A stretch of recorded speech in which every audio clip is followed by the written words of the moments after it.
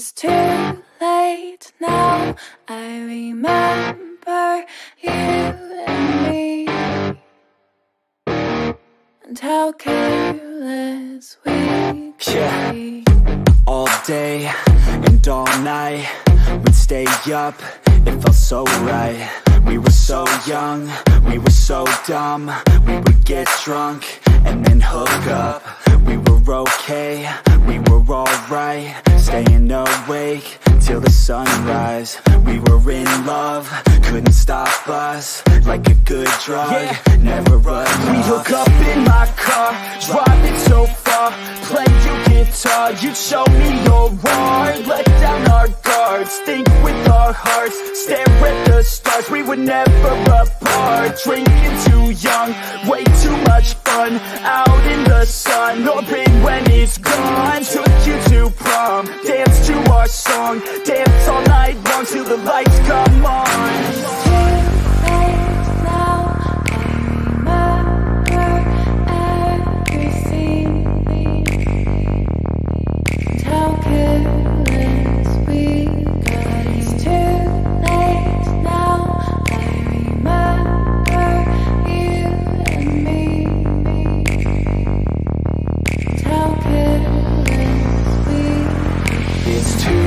Late now, I remember everything,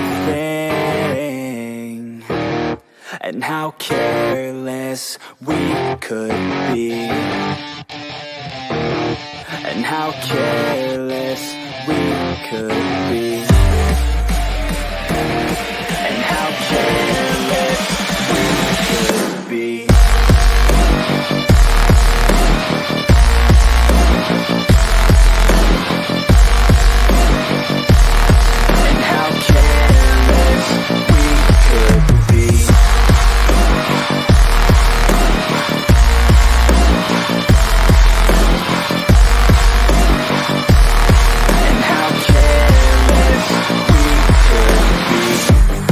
Nights, long fights, it felt right, we were alive. We would go out, we were so loud, we were so proud, we had no doubts. Weekends and weekdays, we'd spend our own way. We were careless, we were fearless, we were reckless, time was precious. We loved to waste time, whiskey and wine, drinking all night, asleep by your side. Finally alive, we would just drive, never arrive. Our journey was live, staying out late, testing our fate, running away. We live for today, young and so bold, never get old. Screw what we're told, we can't be controlled.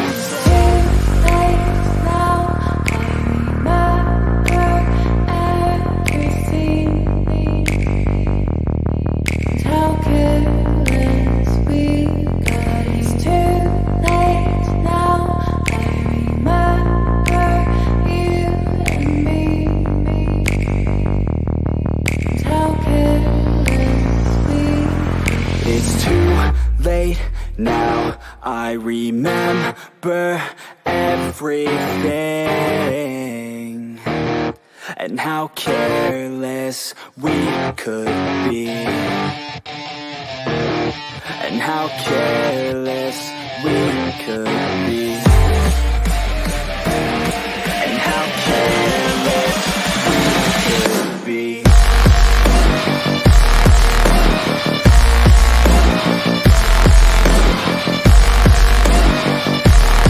And how careless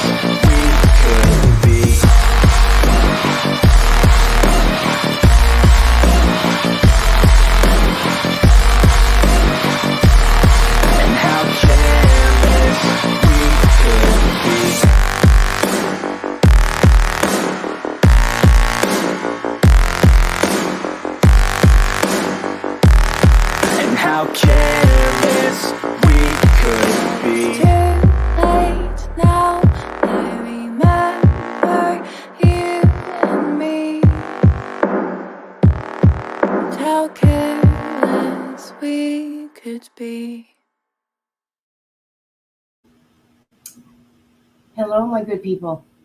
How is everybody? Hey, Boo. Hey, my G. Hi, Richard. How are you?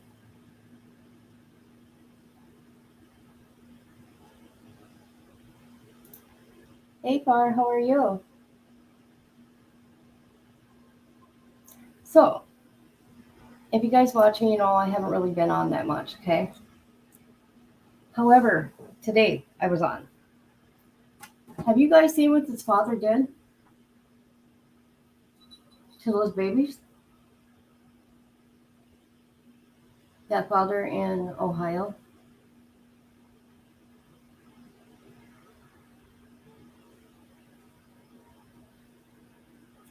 I don't understand it. I don't understand.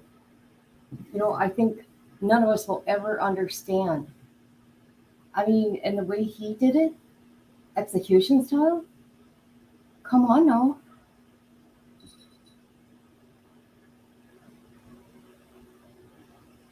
Hello, hello, hello. Good, good, good, good, good. Oh my gosh. What are you trying to scare me for, little girl? Hi. Hi, how you doing? Am I by myself?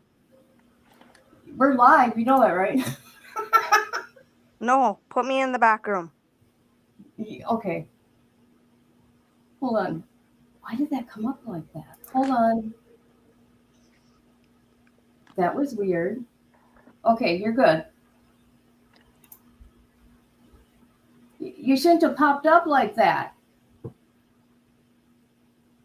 No, you know what I mean by popped up, right? What, popped into the group? No, no, no, no, no, no, no. Oh, let me show you. Let me show you. Hold on. Let me cover the screen here. Okay.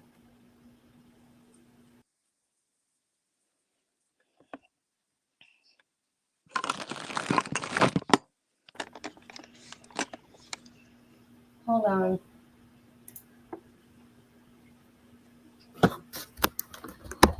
All right. See how you can see me? Yeah. You weren't supposed to pop up like that. I don't know why my screen did that. Must have wanted me to be famous. I know, right? Mm-hmm. Okay. Did you hear about that guy, Kayla? What guy? Oh, you're on screen. Get down. No, get me off of here. There we go. I told you to take me out of the show. You're out. Okay, you're out. I'm sorry, guys.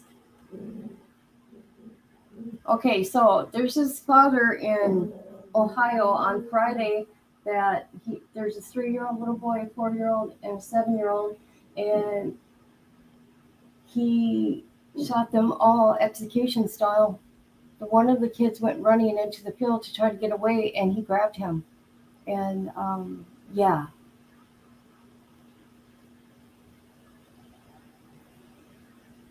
Okay, so what I'm going to do here, people, is we're going to go to my YouTube and we're going to watch this here. Let me share my screen here in a minute.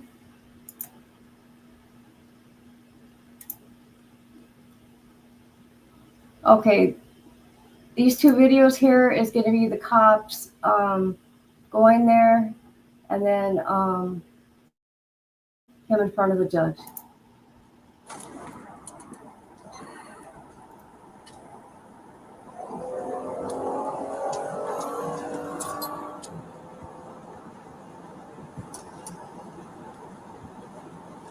The female that went to the firehouse is advising them that the male shot the entire family. You're correct.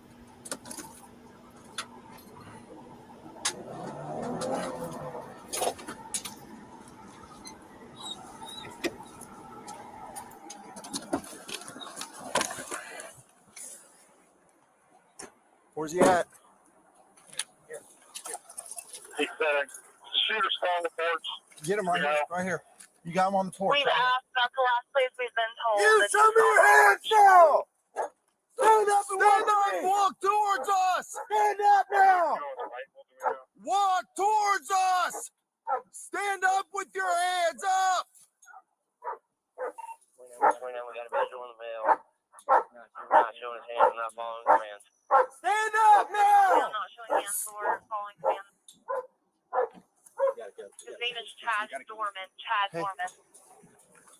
I know, but we can't. People need first aid, and he's not complying. You know he's a shooter. Shoot him. We gotta find cover first. We ain't no good if we ain't safe ourselves.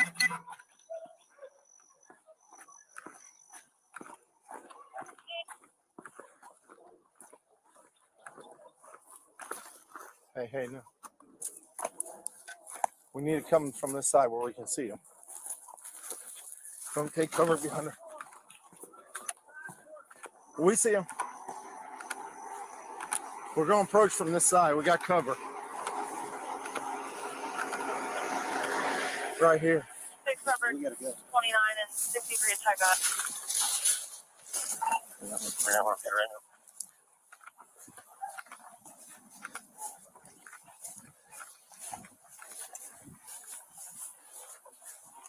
Show us your fucking hands now!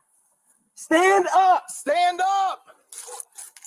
Stand up! Stand up now! Stand up! Stand the fuck up! EMS to stage and air clear. Try to go ahead and fly whenever any units can advise. Get your hands out here. Cover 21. It's in there. Those guys can confirm that there's people that need first aid, and that's the shooter. He's not complying. They need to take care of the I got it. victims. They have to shoot him and shoot out. Man, I ain't trying to hurt nobody. I'm completely sober. Never did drugs a day 63, in my we're life. 21.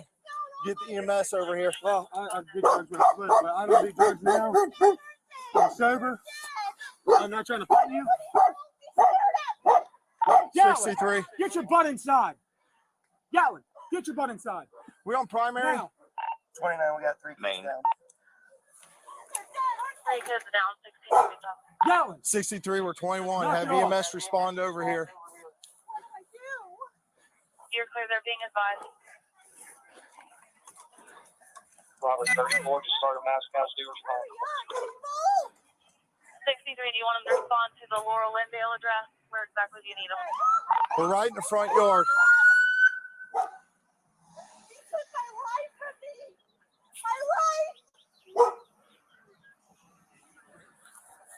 What are you doing, man? Hey, pretty copy all this. Can I roll over? I ain't gonna hurt you. I ain't gonna hurt You nobody. got anything on you? No, I ain't got nothing, man. Phone, that's it. I ain't mad. I ain't nothing. Just make sure that dog don't come out. I don't think he'll bite you. Just don't reach for him and try to grab him and pet him. He won't bite you. What's going on, man? Nothing. Can I stand up? It's kind of uncomfortable. I'm gonna I get ain't you gonna here do in a nothing. I ain't running second. away. You can do whatever you want.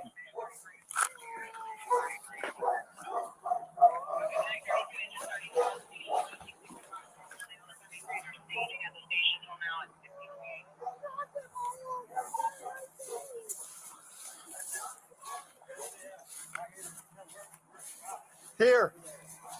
You the only one else inside the house? What? You the only one else inside the house? yeah. Sit down right here. My daughter, she ran over to the fire department. Sit down. It's my stepdaughter. Put him in the cage.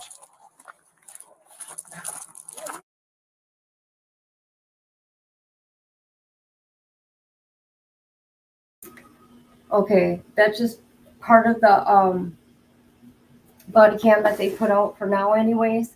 But you know, this happened on Friday, and I guess also his wife, she tried to hey Fox, how are you? She tried to save the kids, and he shot her in the hand.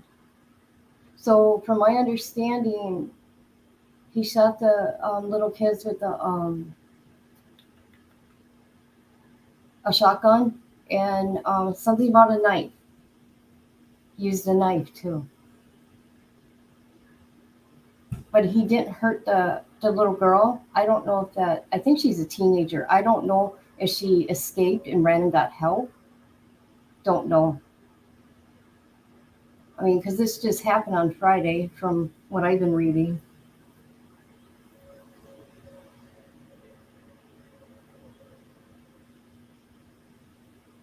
So very sad. Okay, we're going to watch his hearing that he had right after that with the judge.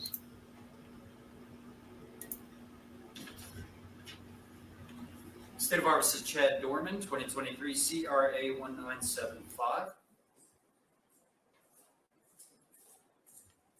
This matter is before the court today for purposes of bond hearing. Mr. Kellum, you were here on behalf of Mr. Doerman. Mr. DeCalvi, Mr. Gass on behalf of the state of Ohio. Mr. Kellum as the bond. Go ahead, sir. As bond, Your Honor, he is 32 years old. He lives in Richmond, married, is employed. He indicates that his relatives, Gloria Doerman, Todd Frost, and Tim Doerman, may act as co-signers for him. At this time, Your Honor, we would submit to the court that a bond of $75,000 with order conditions would be approved. Thank you. Thank you, Mr. DeCalvi. Judge Mark DeCalvi, Claremont County Prosecutor on behalf of the state. At this point, I'm going to let Mr. Gast handle the bond on our behalf. Good morning, Judge. Good morning. Judge, we've got law enforcement with us here today. Our office has been involved. Lots of people in our office have been involved with law enforcement throughout yesterday, afternoon, evening, all the way through this morning. And the facts I have for you at this point are as follows.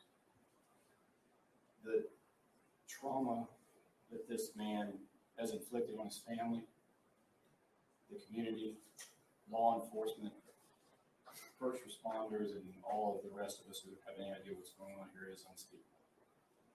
There's been a full admission in this case, Judge. The case is still new. We're still discovering facts. But the evil horror of what we know is impossible to process. In an act of just incomprehensible cruelty, the father that stands before you lined up his 3 young boys, and he executed them in his own home with a rifle. They were ages 3, 4, and 7, Judge.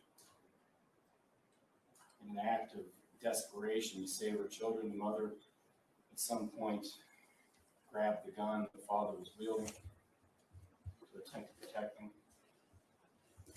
We know that one of the boys was able to flee into a field near the home.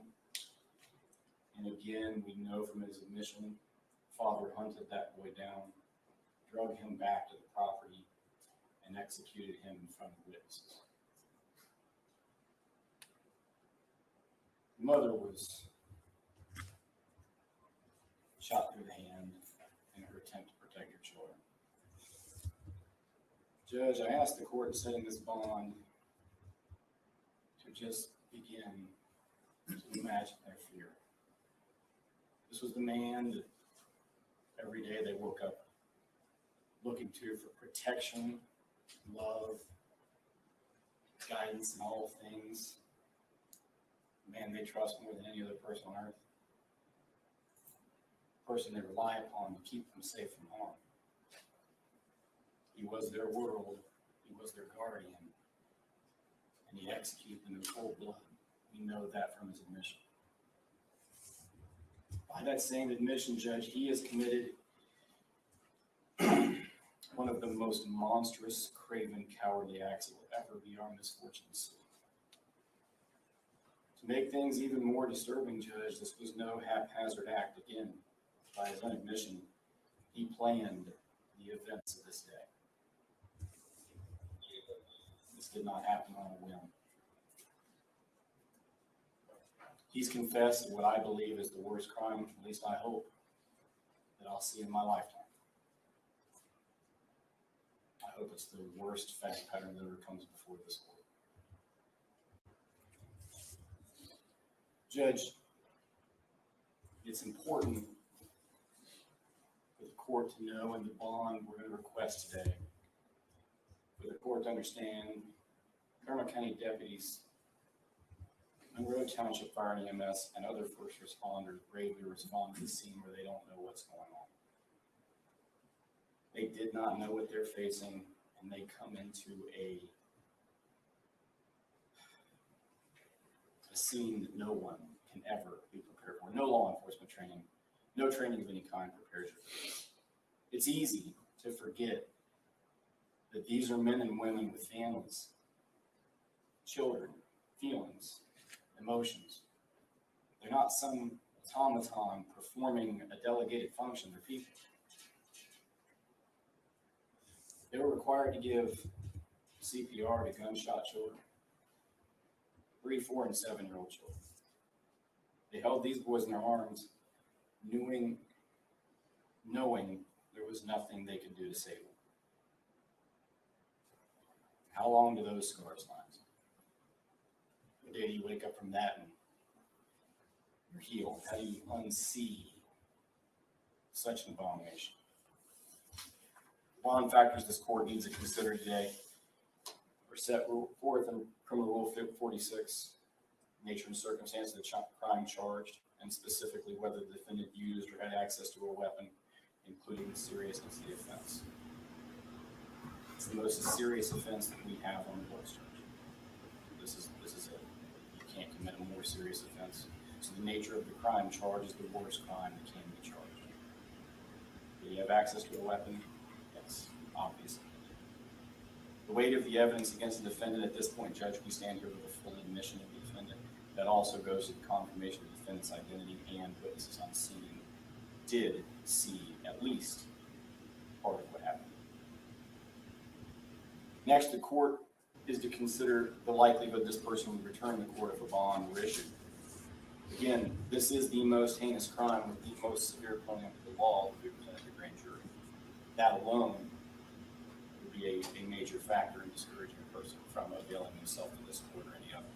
And the thought to flee and the likelihood of flight is great in the state's opinion. The danger he poses to the community is a factor that this court can consider, and I think with the facts in front of you, Judge, we can't name a person that poses a greater threat to the community. As his prior record goes, Judge, it is fairly minimal. He was charged with domestic violence in 2010. He is not, to my knowledge, on probation committee. Judge, the facts of this case are hopefully like no other we will ever see. When this case gets indicted in the court of common pleas, I am certain that a no bond hearing will be held, and I would hope that would be granted. But at this point, at this juncture, we're going to ask this court to issue a bond we've never asked for before. I'm going to ask for a bond of $20 million. I hope I never need to request such a bond. Thank you. Date for preliminary hearing? Date for the preliminary hearing, Judge, is 6/26.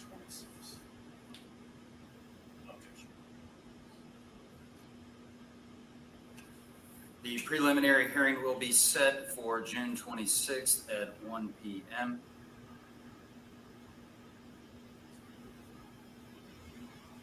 At this point in time, bond's going to be set in the amount of $20 million cash or surety. Anything else at this time, Mr. Gast? No, Judge. Mr. Cal?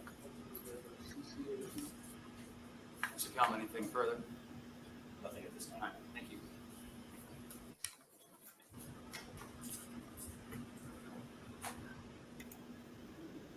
Oh, isn't that crazy? And this guy was what, 28 years old, I think. I mean, what was going on in his head? Okay, Fox, I was reading your comments here. Okay, so the sister was running down the street. Okay. Exactly. Okay, I heard them talking. I don't know what you found out, Fox. No. Didn't he abuse his wife? But the charges got dropped from the DA? Or am I wrong? No, they never do.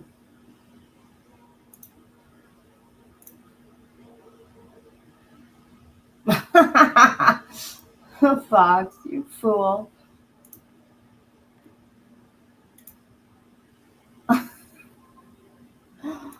You guys are too much.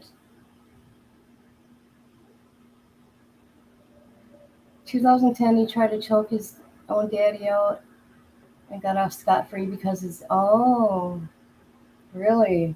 So he has anger issues. Well, come on, 3 little kids, execution style, and then the one little one runs to get away and he chases him and brings him right back and shoots him.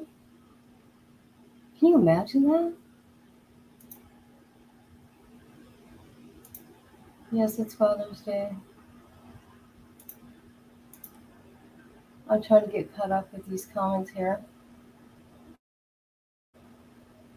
Okay, I did find an article that his dad talked about. Oh, really? That was as loud as it could go. So that wasn't on my end. That was the courtroom.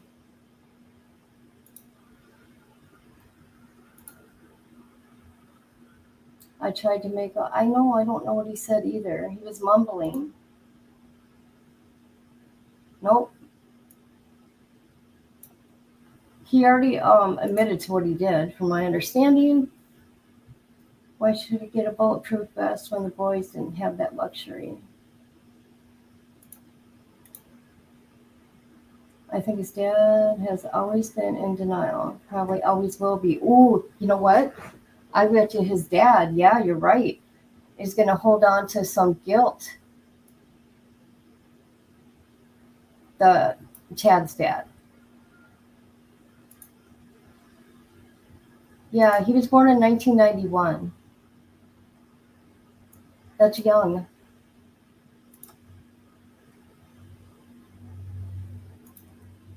Yes, yes, execution style. Yep.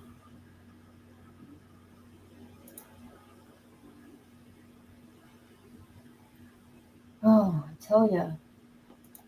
Okay, so let's see. What else was I going to show? Oh, this is just the. They haven't really done a press conference. Hey, Fox, do you know if they did a press conference? I didn't find one. I've seen a bunch of, news, whatever, but nothing from the PD or anything. I did see this, though. This is the prosecutor. This is by far the most sickening, horrifying crime I have seen.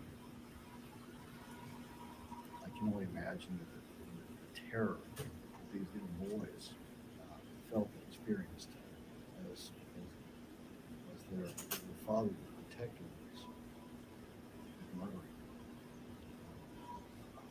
Unfortunately, the mother saw this. You can imagine the immense trauma and terror that she experienced. And we will do our utmost within my office to see that this defendant never sees the light of day again. This is by far the most sickening, horrifying crime I have seen. I can only imagine the terror. Oh, sorry.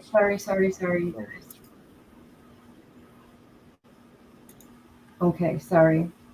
I didn't realize what I was doing. Leave, cancel. Okay. Let's see. So you haven't seen any, Fox? Okay. Oh, you're too kind.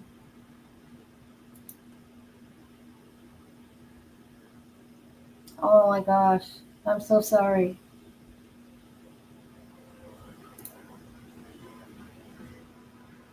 The judge ignored him when he said something. I don't know what he said. You know what? Maybe I should put headphones on and I'll be able to hear it because I couldn't get it any louder. 3 counts of aggravated murder on unclassified. Yeah. Okay. Hold on.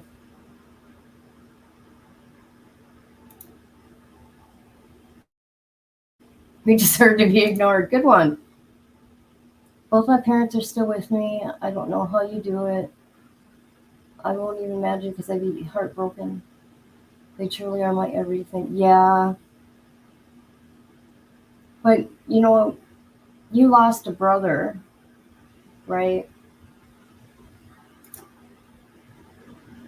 Yeah, maybe you should have put your headphones on. I had it up all the way. There's nothing I could do. I'm sorry. Oh, you were okay. Okay.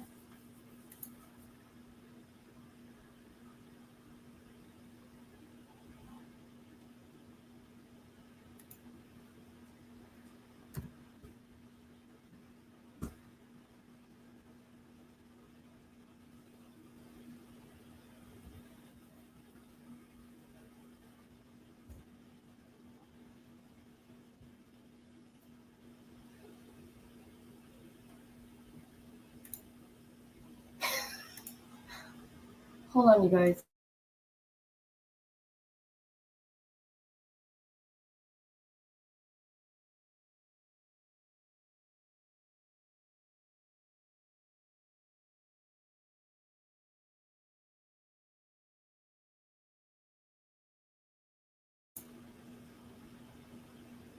You guys, could you hear me talking or not? Oh my God. I just seen I was on mute. I've been talking. No.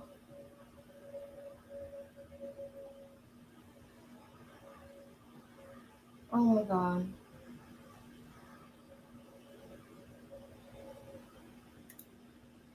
Did you be forced to spend the life? Oh yes. There you go.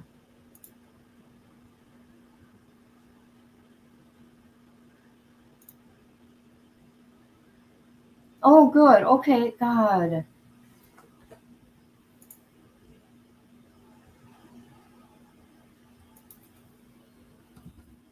All right.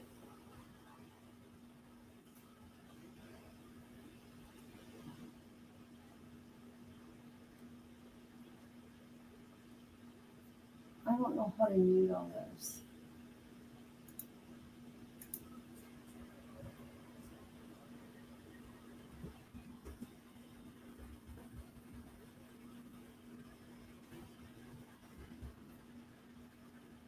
Okay, you guys, I'm sorry. Give me a minute. I'm trying to do something here.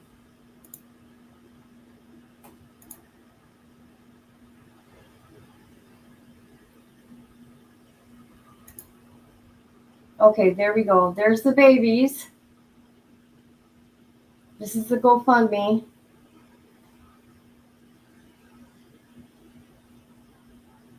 Kayla, can you hear me?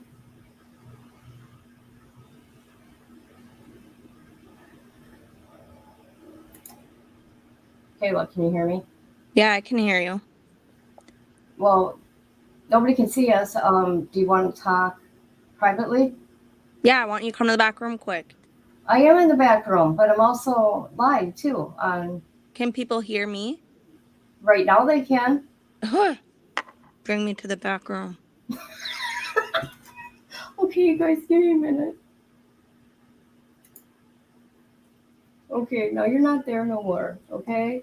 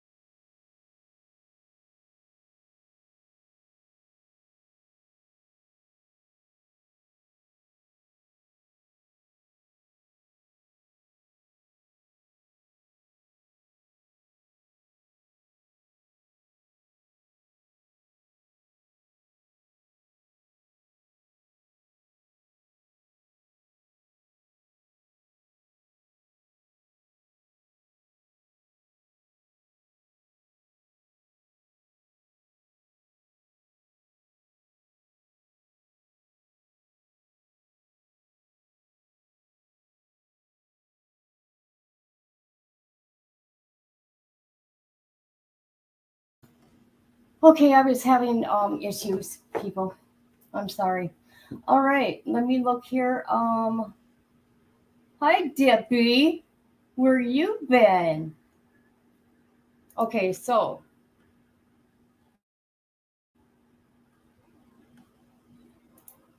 I'm going to share this GoFundMe for this family. And from my understanding, I could be wrong. They don't get the mother's name ain't out there, and those 3 babies' names aren't out there.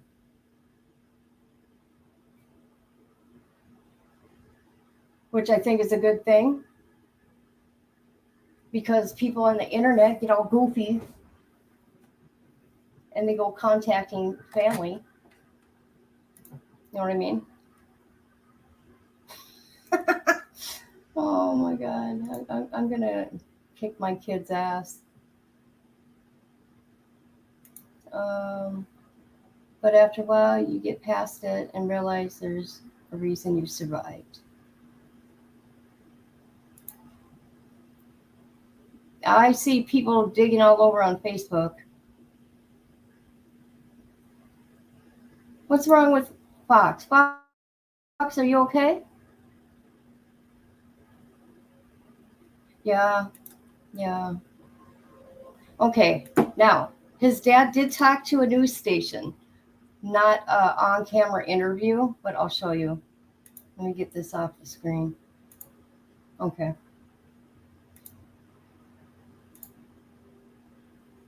All right. Here's the interview he did on this channel here. What is it? Cincinnati 9. Father of man that confessed to killing his 3 sons say he just snapped. Has anybody seen this? This article here? Anybody?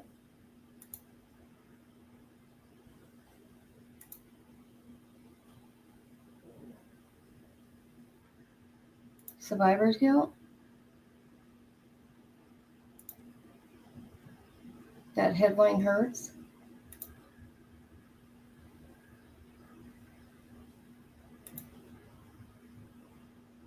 Yeah. Did you hear in the police body cam what she said to him? You took my whole life from me. That was horrible. Okay, let me look at this here now with you guys. All right. Oh, okay, so the dude is 32 years old. So I thought he was 28, so I'm wrong. So they talked to, let's see, he talked to him Thursday afternoon. Son just snapped. His dad's name is Keith. Has no exact explanation for what happened outside his son's home Thursday.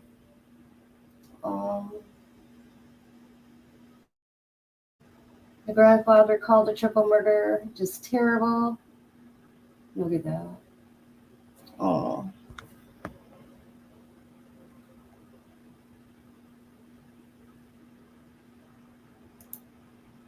That's sad. All right. Okay. Okay, he said he just snapped. I could tell in his eyes he's hollow inside. That wasn't Chad standing there at the arraignment. That was not him. Well, no, he just killed people.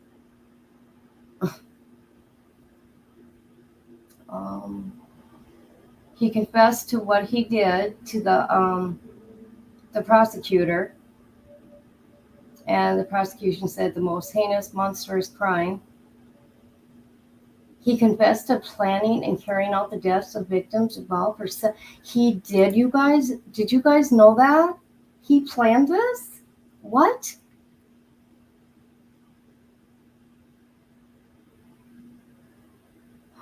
Did you guys know that? Okay, I'm just finding out about this case today, you guys. I am tripping right now. Wow. Hey, Fox.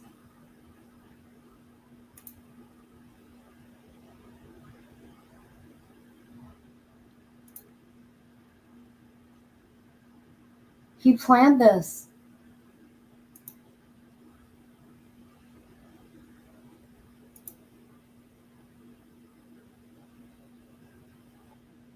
Oh, you were live? You don't know nothing about it? Yeah, I'll bring you up. Hold on. Anybody else want to come up? The link's going to be in the thingamabobber here, chat box. Okay, now let me finish this.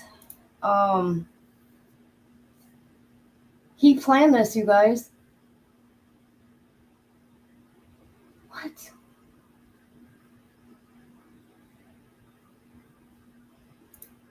Okay. Okay. Confessed to planning and carrying out the deaths of the victims involved for several months. So then he was going to do the whole family.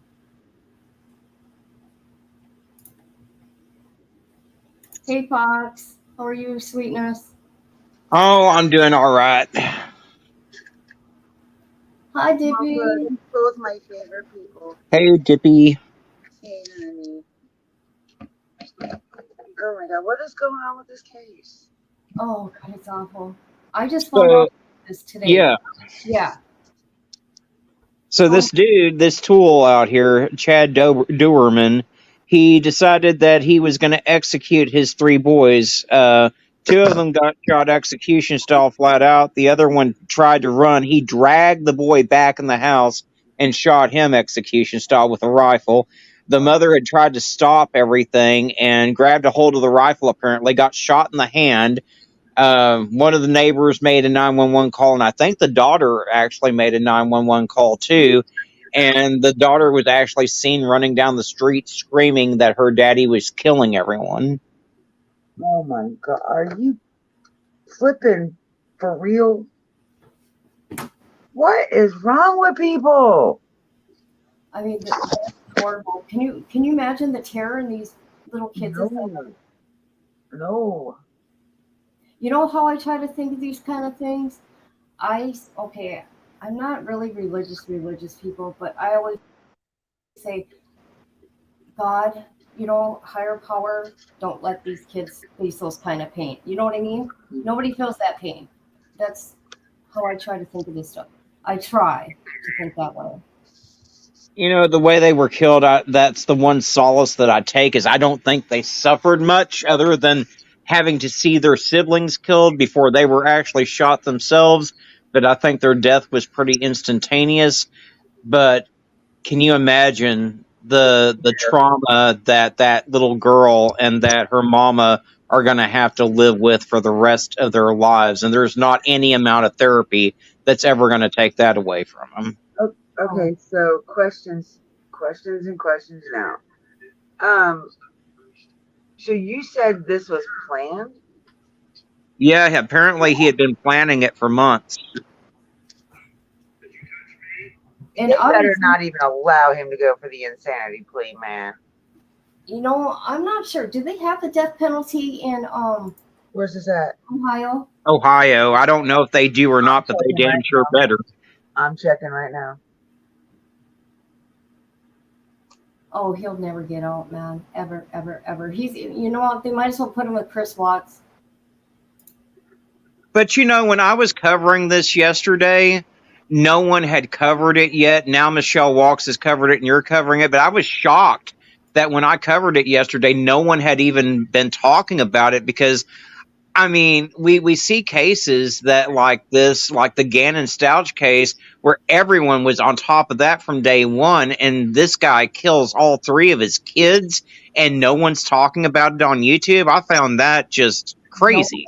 Nobody's I just found out about it today. No one's talked about it. You cover everything, though, Fox. You're really good. Yeah, you cover everything. Yeah, you're like, there's not much that does not get past you. Not much at all. Yep. It's like we can pick and choose from you which one we want to do. That's what I love about Fox. He's in it for the right reasons. He Yep. cares about these children. Okay, they do have capital punishment. They do? In the state of Ohio, although executions have been suspended indefinitely. So that's the only one that I'm trying to see which ones they all have. So they don't have execution. I don't know if that means like electrical execution or fire and execution. Well, I'm pretty sure that given enough time, if the state doesn't kill him, he'll meet his end right there in jail. So, because that's one thing that they don't really care to put up with in penitentiary is baby killers. Yeah. Wow. Missing. Let's put that right. What do you got the Foreman brothers on your screen for, Dippy? The what? Oh, because that's who I'm premiering tonight. Oh, tonight? Well, they did this one last night. Like they emailed me, and they didn't email me from the normal email I get it from. I got it from Josh's main email, and I've never had that one till the other day. Oh. So I thought it was fake, so I didn't read it. Mm-hmm. And then while I was doing Paranormal Quest premiere last night, I saw them live, and I was like, what the fuck? So I kind of messaged Sean and asked what the hell they were doing. They were like, we sent you an email. I was like, but I do Paranormal Quest tonight. I was like, y'all suck. You could have done this last night. But so I didn't have enough time last night to do it, so I had to do it tonight. Yeah. Condolences to so, oh wait. Oh boy.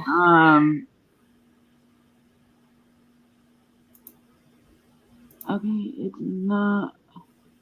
There it is. Methods. What's the methods in Ohio? Okay, so they got hanging, electric chair, lethal injection, natural born life, of course, and that's it. They got capital murder there. Yeah, hanging, electric chair, lethal injection, and natural born life. He needs to fall. Capital would be what they get charged with. The sentencing would be the method. Capital punishment is death. Yeah. But Yeah. you got three ways three ways of doing it.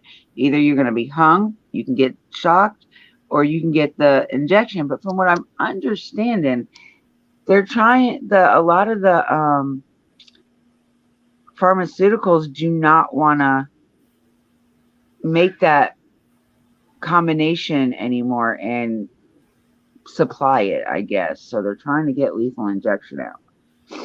What happened with that was they had a bad thing happen in Oklahoma where they went to put an inmate to death by lethal injection and it didn't work. He started having violent seizures and all kinds of stuff, but he survived. And then they waited 7 months and he was literally put to death twice because he went back on death row until all the pharmaceutical stuff could get straightened out. And then they put him to death again.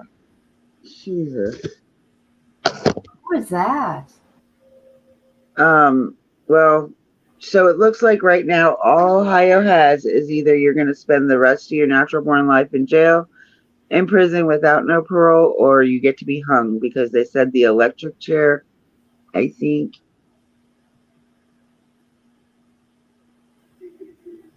Okay, wait a minute. Okay, so no, I'm sorry, I got it backwards. The hanging is the one that's on hold. The electric chair is still available. And the lethal injection is an iffy one. If they have it, they'll use it. If not, you're getting the chair. But that's the only three they offer for Ohio. See, I'm with Far Q. I think we should go back to stoning people, and I think we should go back to public executions because I know I'd sure enough pay to witness this piece of shit today. Oh, I would love it. I would love it. Well, I don't. I mean, I'm not. Okay, so I would love to um see it come back, but I don't think I literally want to watch it. Oh hell, honey, I'd pull the quit. I love you, Arctic. Foxy's so funny, man. What color going into I've pieces? seen too many people take their last breath in front of me. I really don't want to watch it no more. Well, honest to God, it wouldn't be the first one I've witnessed, so there's that too. So Yeah, that I mean, see, and that's something that I probably would. I'm definitely not saying I would enjoy it. That's definitely not what I mean when I say this. But I think I would want to be, or would like to be, a witness to that, just to say that I've seen it and I know what it to experience. Now, that would only be with the lethal injection. I don't think I could sit there and watch somebody get electrocuted or maybe shot, but not harmed. I couldn't imagine the tax dollars. You sell tickets to it, you sell popcorn and cokes, and I mean, Chris Watts is, what prison is he in? He's in Wisconsin.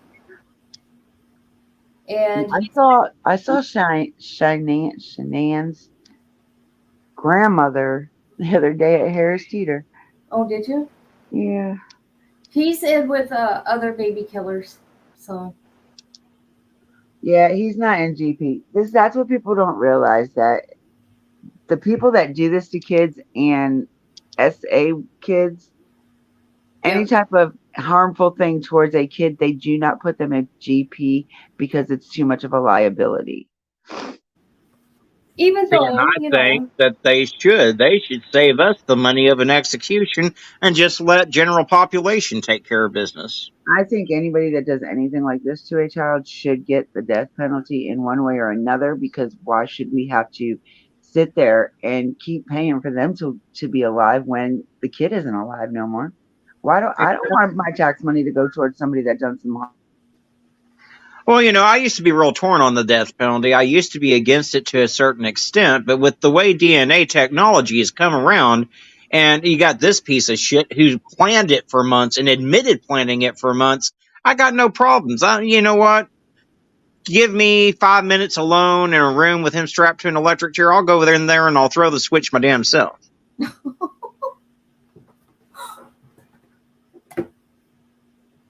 unreal. So you've been covering this since Friday? Is that what you said? I covered it yesterday. I tried to cover it Friday, but I couldn't. I mean, it was too emotional for me to even think about trying to cover it Friday. And then yesterday, I had to re-record my video like 6 times because I kept getting emotional trying to talk about it. When did this happen? It happened Friday. Oh my gosh. It's really new, and that I'm shocked, just like you are, Fox, that no one else is talking about this. Well, I'm gonna try to make a video on it and talk about it a little bit. See, this is the way it is. Us smaller channels like me and Fox, we put out tons of information, and then as soon as it's the big new thing, then the bigger channels. Yeah, because Michelle Walks covered it today. Well, I mean, I don't mind. Honestly, I don't mind Michelle doing it because Michelle's not over here to cause no drama. Who's Michelle? Michelle Walks, Michelle After Dark. Oh, okay. I think she did it on Michelle Walks, though.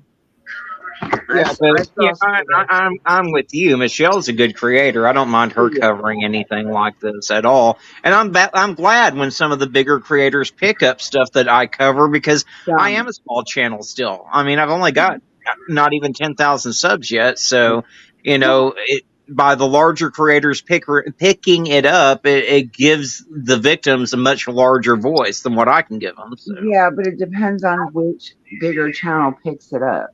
That's true too.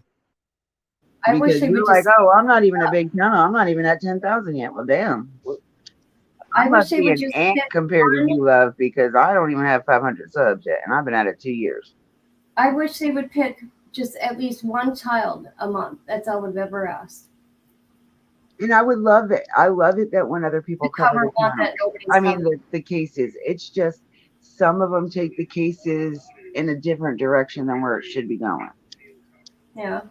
Well, and it's like I've said before, I don't have a problem with speculation as long as you make it clear that you're speculating and that you're not outright accusing parents of doing something like the Michael Monkey Vaughn case. There were creators that should have just had their channels deplatformed with the way they were going after Brandy and Tyler. Oh yeah. Yep. That was I dirty. mean, regardless, until the parent has a charge against them, nobody should be going after the parents. In reality, until they have a charge, because you don't know if it was them or if it was somebody else. That just drives me crazy. Me and Kit feel the same way on that. Like you can't go after the parents until we know for sure that they are guilty of something. Just because we think they're guilty does not mean they're guilty. Well, I mean, and I think along the same lines, but there are cases out there like the Anna Walsh case. I tend not to re-victimize families. I tend not to try to not to go after spouses, but there were so many red flags in that Oh case that yeah. you knew. Oh yeah. Yeah, I remember Anna Walsh's. Yeah, I didn't cover that one because too many people jumped on that bandwagon. And if it gets to be where there's too many people covering it, I'll throw the name out there and I'll talk about it a little bit, but I'm not gonna, you know what I mean? I'm not gonna go out there and promote it like hugely because the bigger channels do have it and they watch the bigger channels more. So, I mean, I'll talk about it and discuss it, but I just don't go all into it. I've learned my lesson really big time with Summer's case. Like, I've learned my lesson in the last 2 years. Yeah. See, on Summer's case, I think I can count on one hand, the number of times I've covered her case. And the last video I did was simply just to put that age progressed photo that doesn't look anything like Summer that they just put out.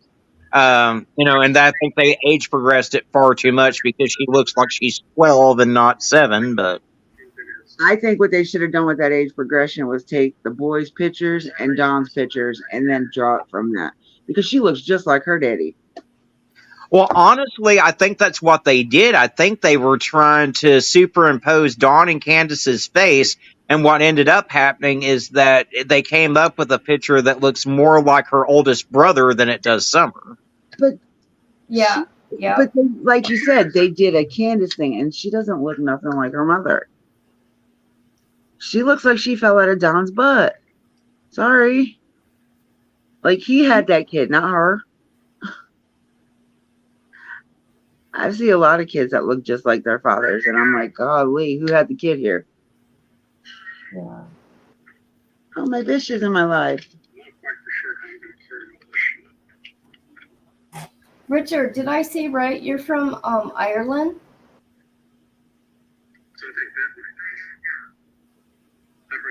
No, she might have popped in and left. I need her to come over to you. I need her to sub to you. And I think she'd already subbed to Arctic because I think we talked about him the other night.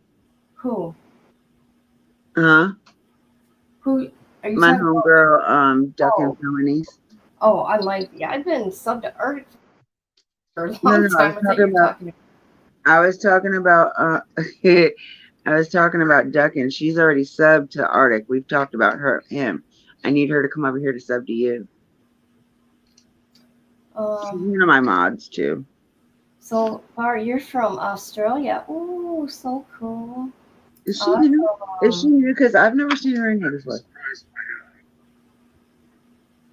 That is so cool. Is that one of the new talkers? She or he or she, they're always leaving comments. So, they've been around a while. Okay.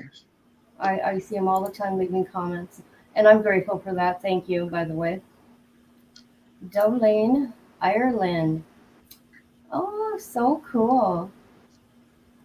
I can't see the comment. You know what? I love the okay. She Let me said, think. "Yep, she." Gee, oh, okay. Thank the Irish people, their accent is so thick. But I love it. I love the accent. But it's so thick. You really Yeah, got you would have loved my grandpa's. Oh, yes. I love the Irish accent. Have you ever watched Novelist True Crime?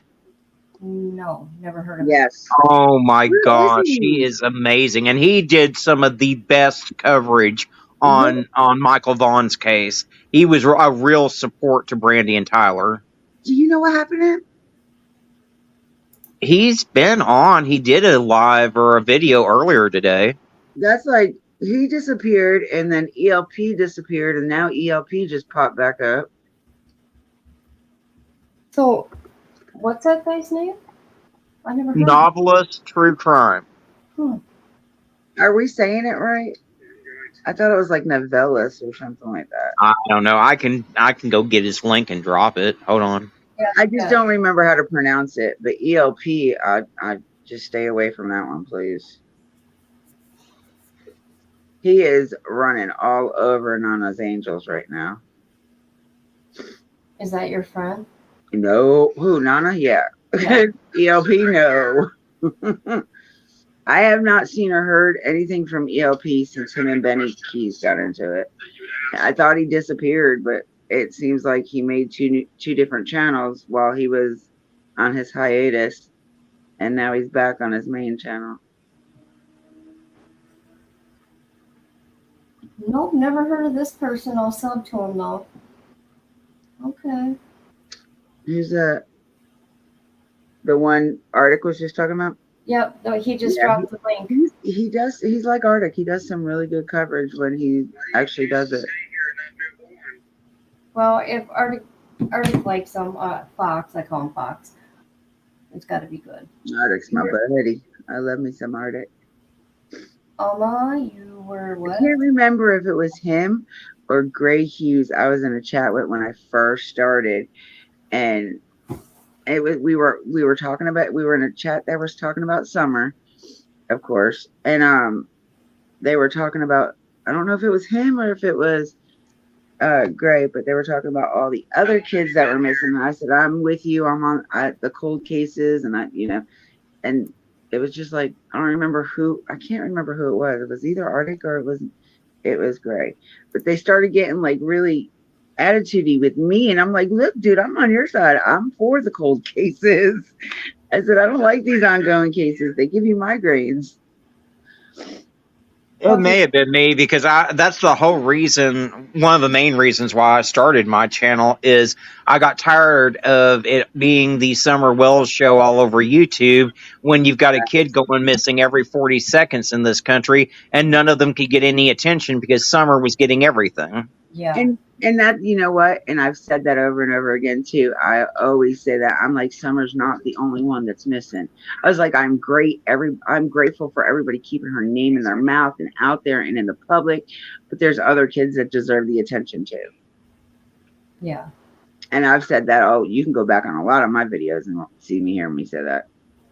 And just like the thing for Summer's Day, I'm like, it's not just about Summer. It's just because the day she went missing. But if you go to, I don't know, I guess now everybody's doing it. Last year, Robin's Vigil did all the missing kids, all the missing kids they brought up. There was half of them I didn't even know. And we said prayers, and at the end we picked up pictures and we talked about the kid that we had, and we gave out their information and stuff like that. But I think like with that SAS group, which is a great thing to do, I am really all for that. And it's like, but it's made for summer. It's spreading awareness for summer.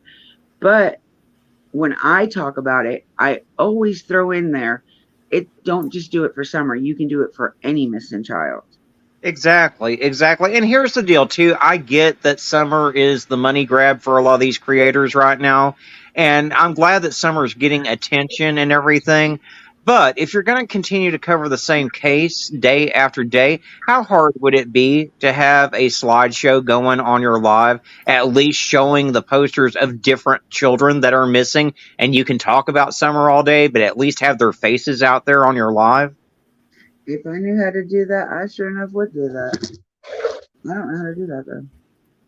Look, I'm lucky I know how to do what I can do. Well, I mean, I'm not technical enough to do that either, but I mean, most of these creators, they do know how to do that. Me, I'm lucky. I'm a little Arkansas hayseed that's lucky enough to be able to figure out how to do a recording and read a poster. So. Yeah.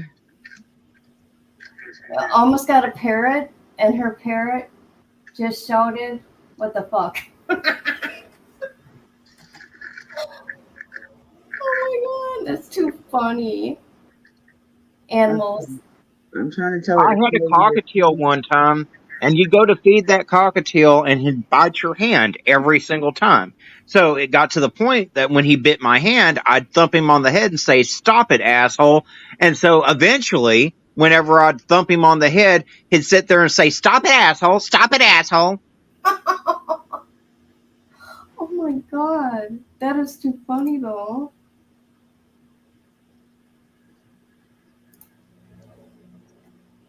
So, okay, now I'm gonna. Oh my god. Oh my god. I just really.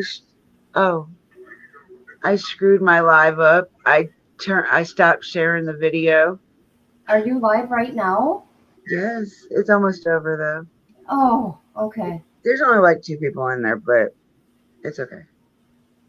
All right. It's back on. They didn't miss anything anyway. I'm okay. I'm not going to read this whole thing, but I just want to share the rest of this little tiny bit here about this father, what his dad said. I don't know if you've seen it, Arctic. Oh, I do have more questions about this case too. So when you're done, I'll ask. Um, what did he say?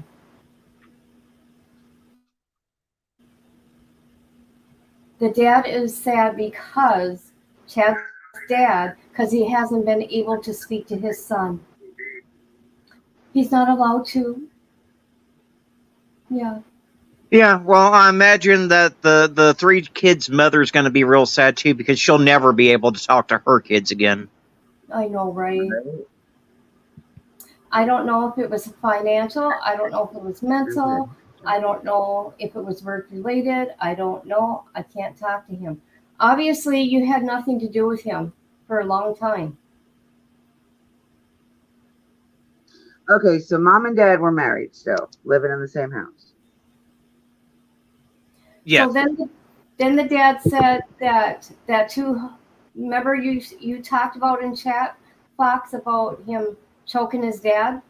So yeah, so he choked his dad out. The dad's flat out denying it, saying that it was blown out of proportion, blah blah blah. The dad never showed up to court to testify, and so this Doerman guy, the one that killed his 3 kids, he never even faced any justice at all for that. Oh wow. Okay, so his dad never just showed up to court then. Yeah, he refused to go in there and testify, so the guy never really even spent a day in jail. Okay. At all. Oh, he was a good kid. His daddy's crying. It's awful. I can't handle this no more. Oh, really? Wow. That's what you he handle said. that your son's going to prison or he unalived your grandchildren. What It hurt sounds you like more? he's more concerned with his murdering son than the fact that his 3 grandbabies just got killed, is what it sounds like to me. Exactly. Yeah. That's kind of like what Trezell West's dad did. When they were asking him, I don't know if it was on the stand or what. He's like, y'all can't do this to me or something like that. And I'm like, what are you talking about? Do you not realize 2 of your grandchildren that y'all don't even really know are missing, presumed unalive? Like, hello? Wake up and smell the coffee, people. Your kids are more, I understand you love your kids to pieces, but if they do something like this, that's the tough, where's the tough love?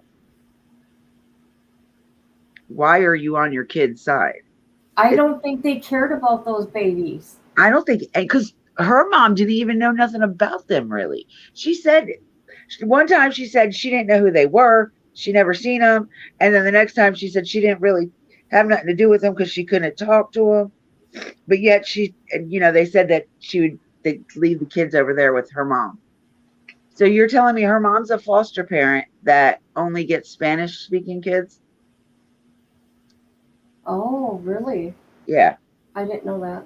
Yeah. That's why they become foster parents, because her mother was one. And she found out that, you can make all this money off of having kids. Yeah. And they got $1,000 for each kid that they had. Yeah, I read that.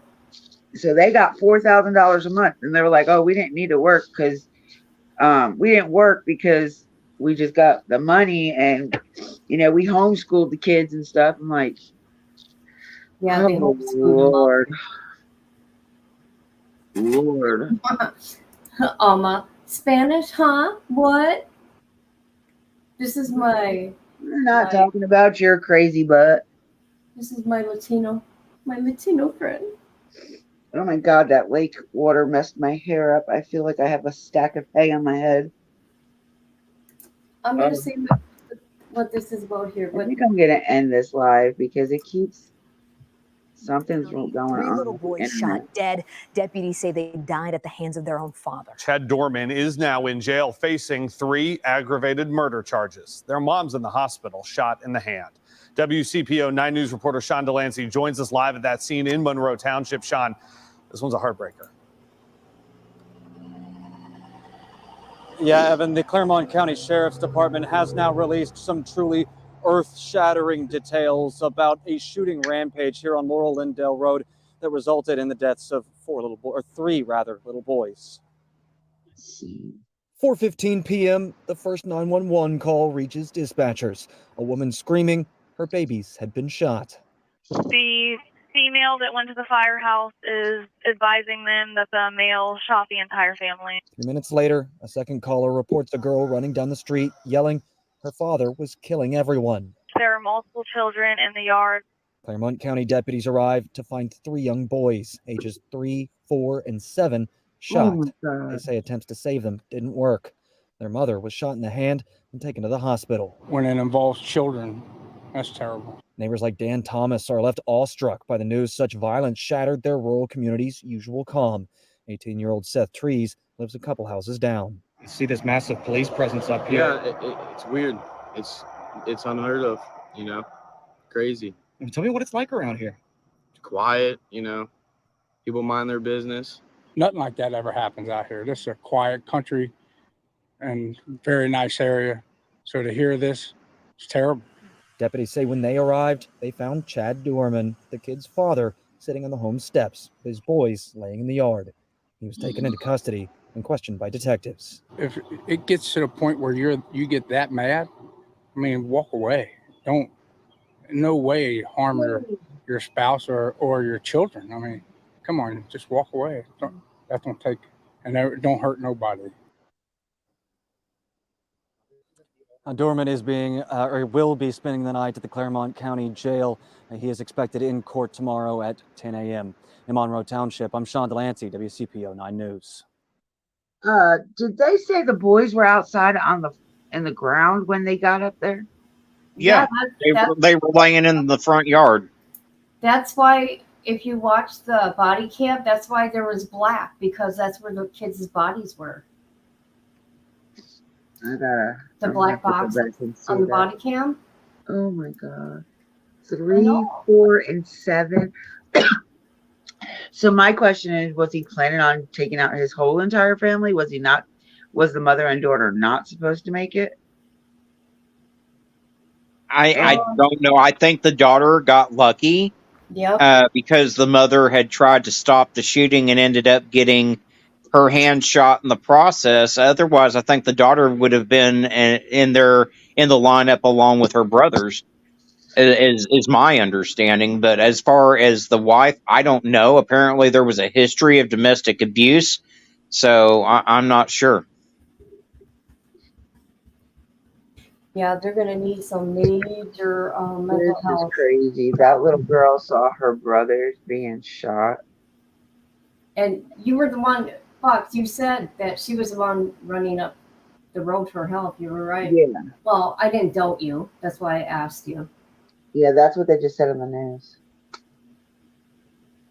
Oh Yeah, my God. Kit, why do you always bring me these type of ones? I know I wasn't going to, but I just heard about it today, and I'm like, I haven't seen anybody do it.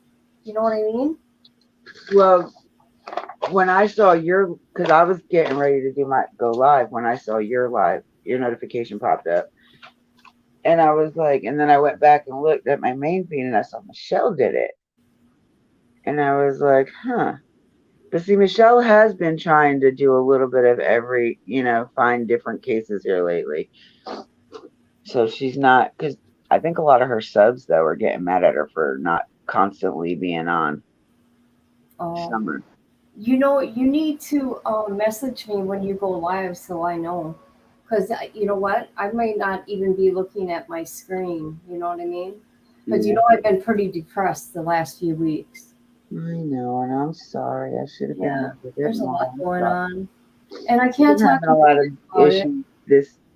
I've been having a lot of issues this week too. Yeah, death sucks. Yes, ma'am. And today it was just a little bit really, really hard on me. If it wasn't for taking my daughter and her fiance, our goddaughter and our two goddaughters actually. Debbie, your girl's here. Duncan. My bish? Yeah. My bish. I love my bish. He went to court. They wouldn't let me go in. She's funny too, Kit. You would laugh. You'd like her. Who? Oh, okay. I'm confused. Far Q.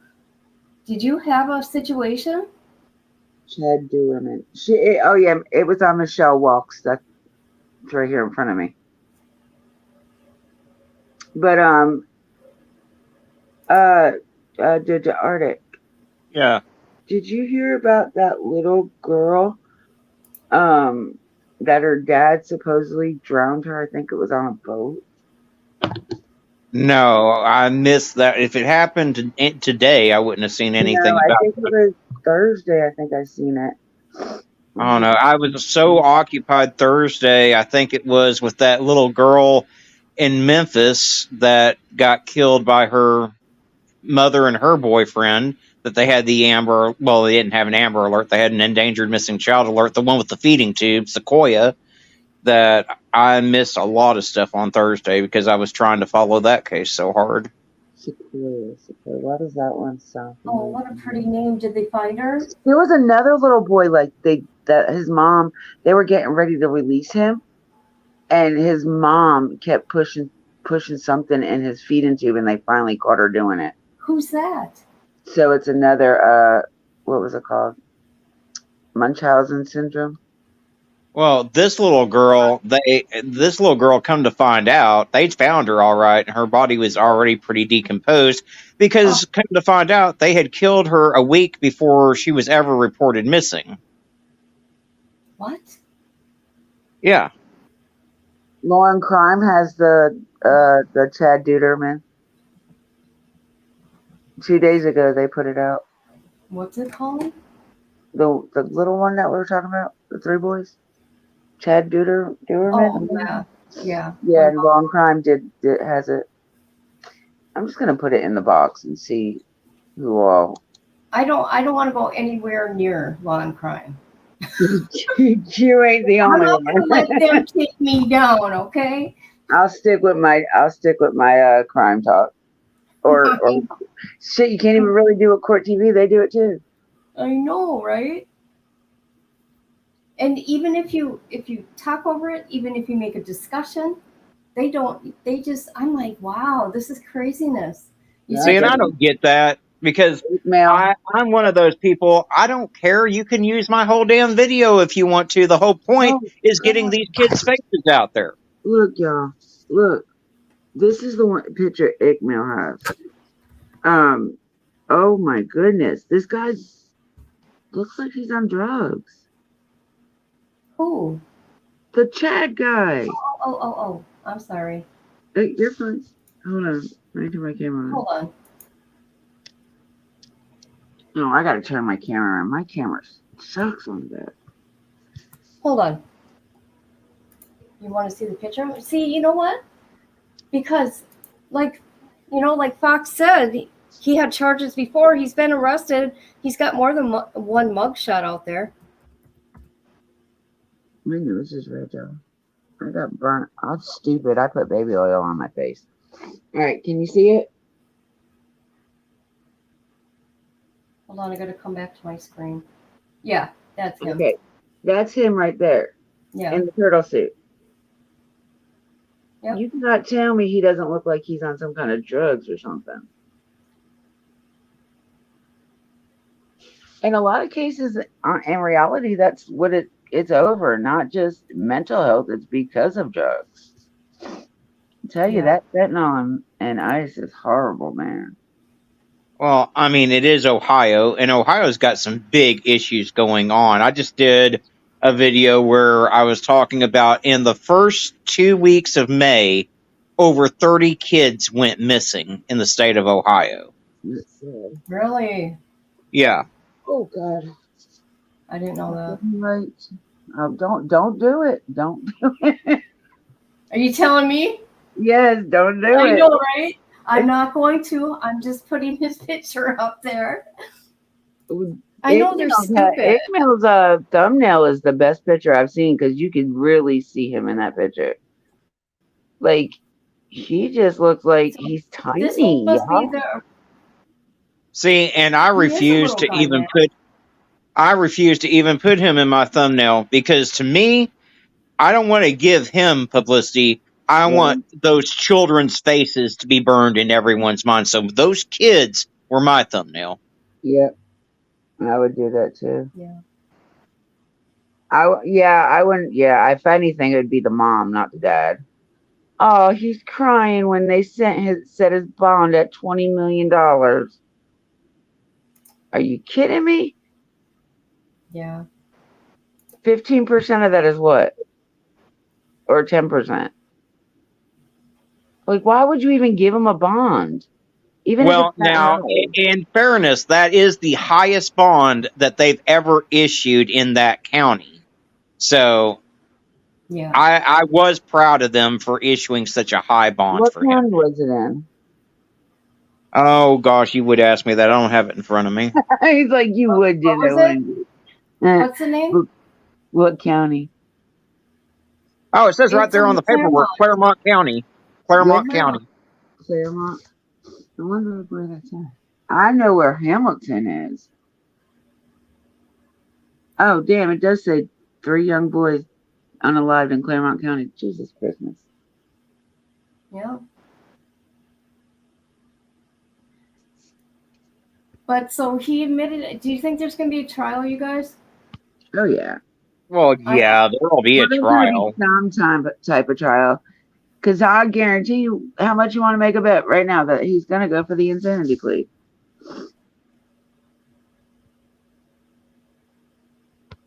Yeah, but he planned it. Yeah. So that's actually premeditation. Yeah. How could you plan that? How could you do that to your kids? I know. You know, you're looking at these kids and they look like you. How can you do that?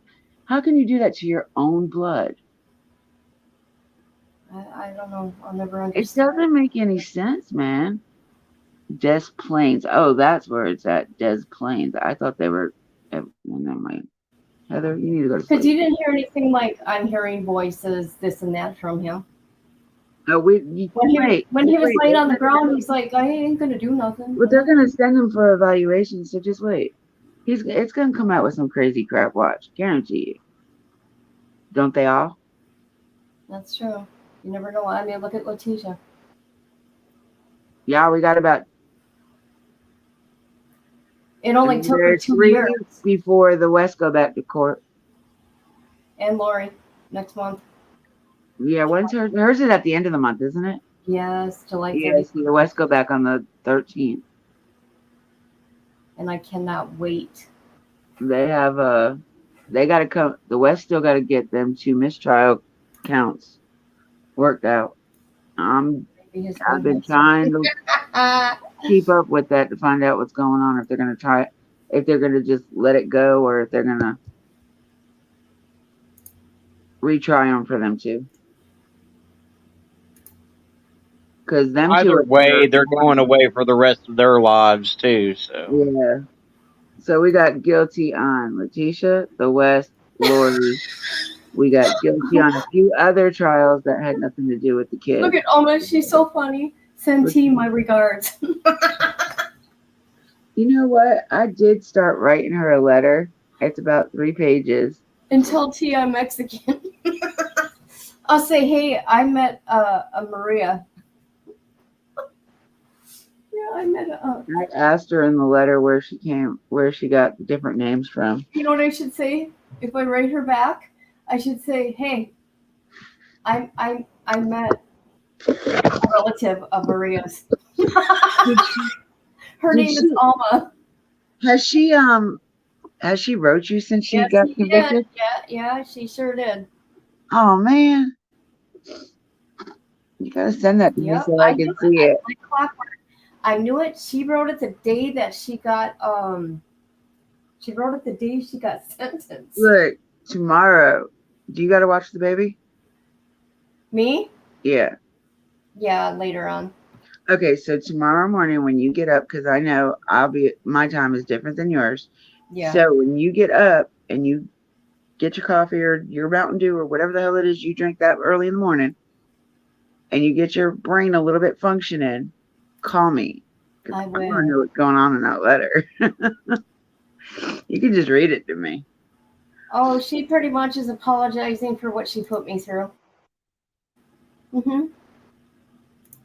Letitia's apologizing? Yeah. Because she knows what she did, and I was good to her. And I didn't have to be. So I kind of thought she was going to, just because, you know what? She's going off to prison. Aw, let me cry you a river. But I will tell you, she wrote it the day that she got sentenced, and it took 20 days or 22 days for it to get to my house, my address. Well, you know it's got to also go through the channels of the prison, too. Yeah, but I'm just saying, it shouldn't have taken that long. But it did. Well, even if she wrote it that day, doesn't mean it got sent out that day. It did. It's a postage on it. May 11th. The postage from the post office, you know, that black stamp they write on there. It says May 11th. I'm going to write her. And the date. I'm going to write Megan. I'm going to write. Who's Megan? Christy. Megan Boswell. Oh, Megan. Okay. I'm gonna see if I can get in. I don't want to. I'm not gonna ask. You know me. I'm not the dig deep into somebody's shit anyway. But I'm good. I just like to just talk, pen pal. Just have somebody. Yes, it is. I can't. I gotta go into your damn live on my laptop because I can't see jack crap. Listen to her. Oh my gosh, Mountain Dew it's a white thing. It's a white thing, really. Yeah, it's a white thing. Oh, that makes sense because I'm white as Wonder Bread and I can't live without my Mountain Dew. So I know, me either. I don't do I don't do Mountain Dew, and I'm whiter than the gingerbread. Oh my gosh, I'll put money on her books.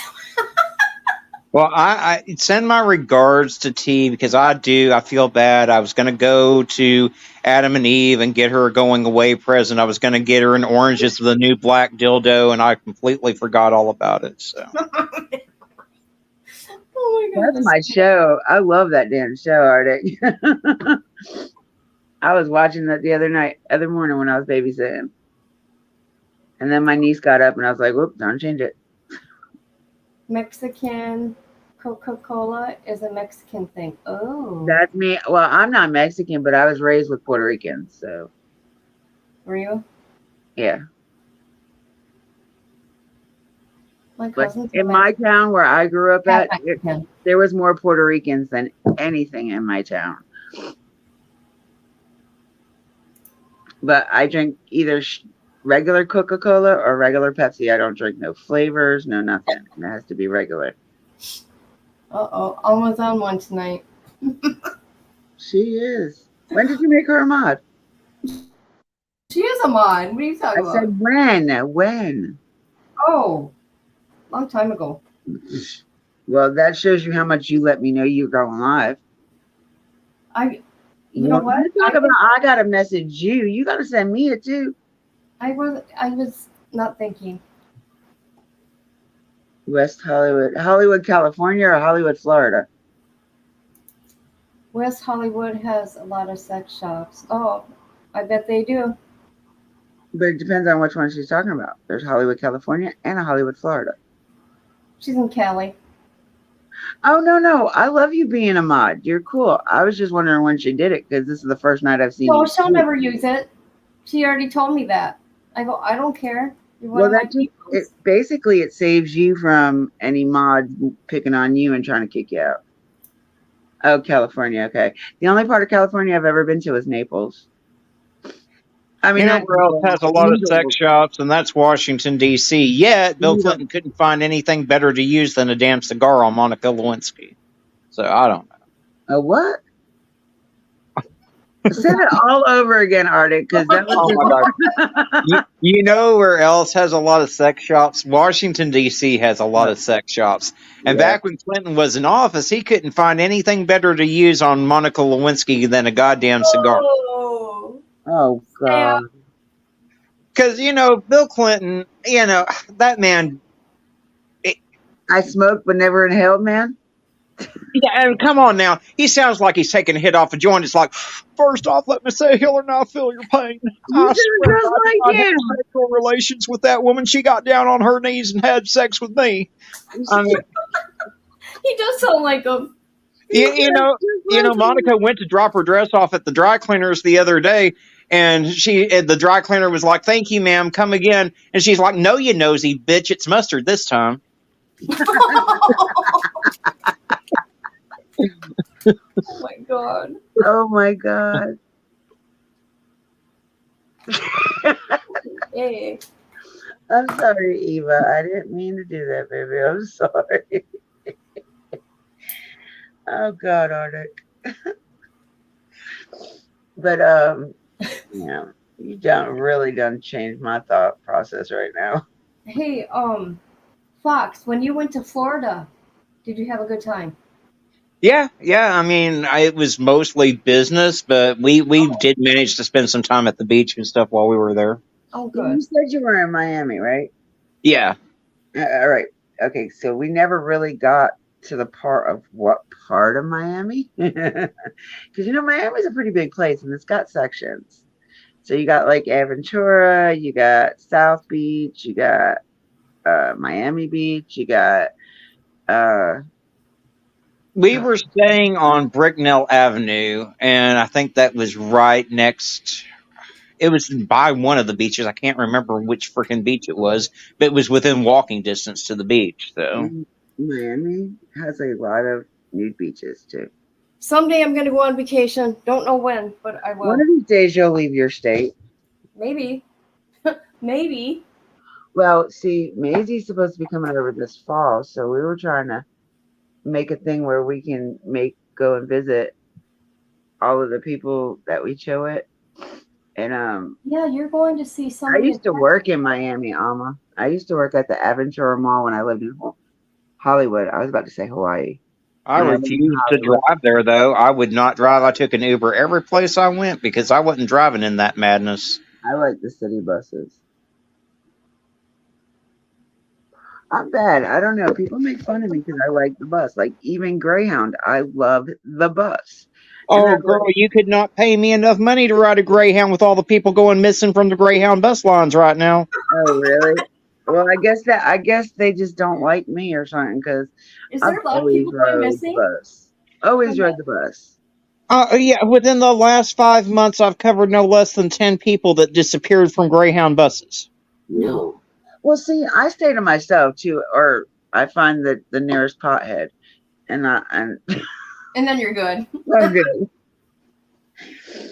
But see, most of the time, like if I'm there, I'll have a missing kids poster out or something, so I can put it in one of the bus stations. Like when I went last year to Tennessee, every stop I got on the way up there, I put a poster out.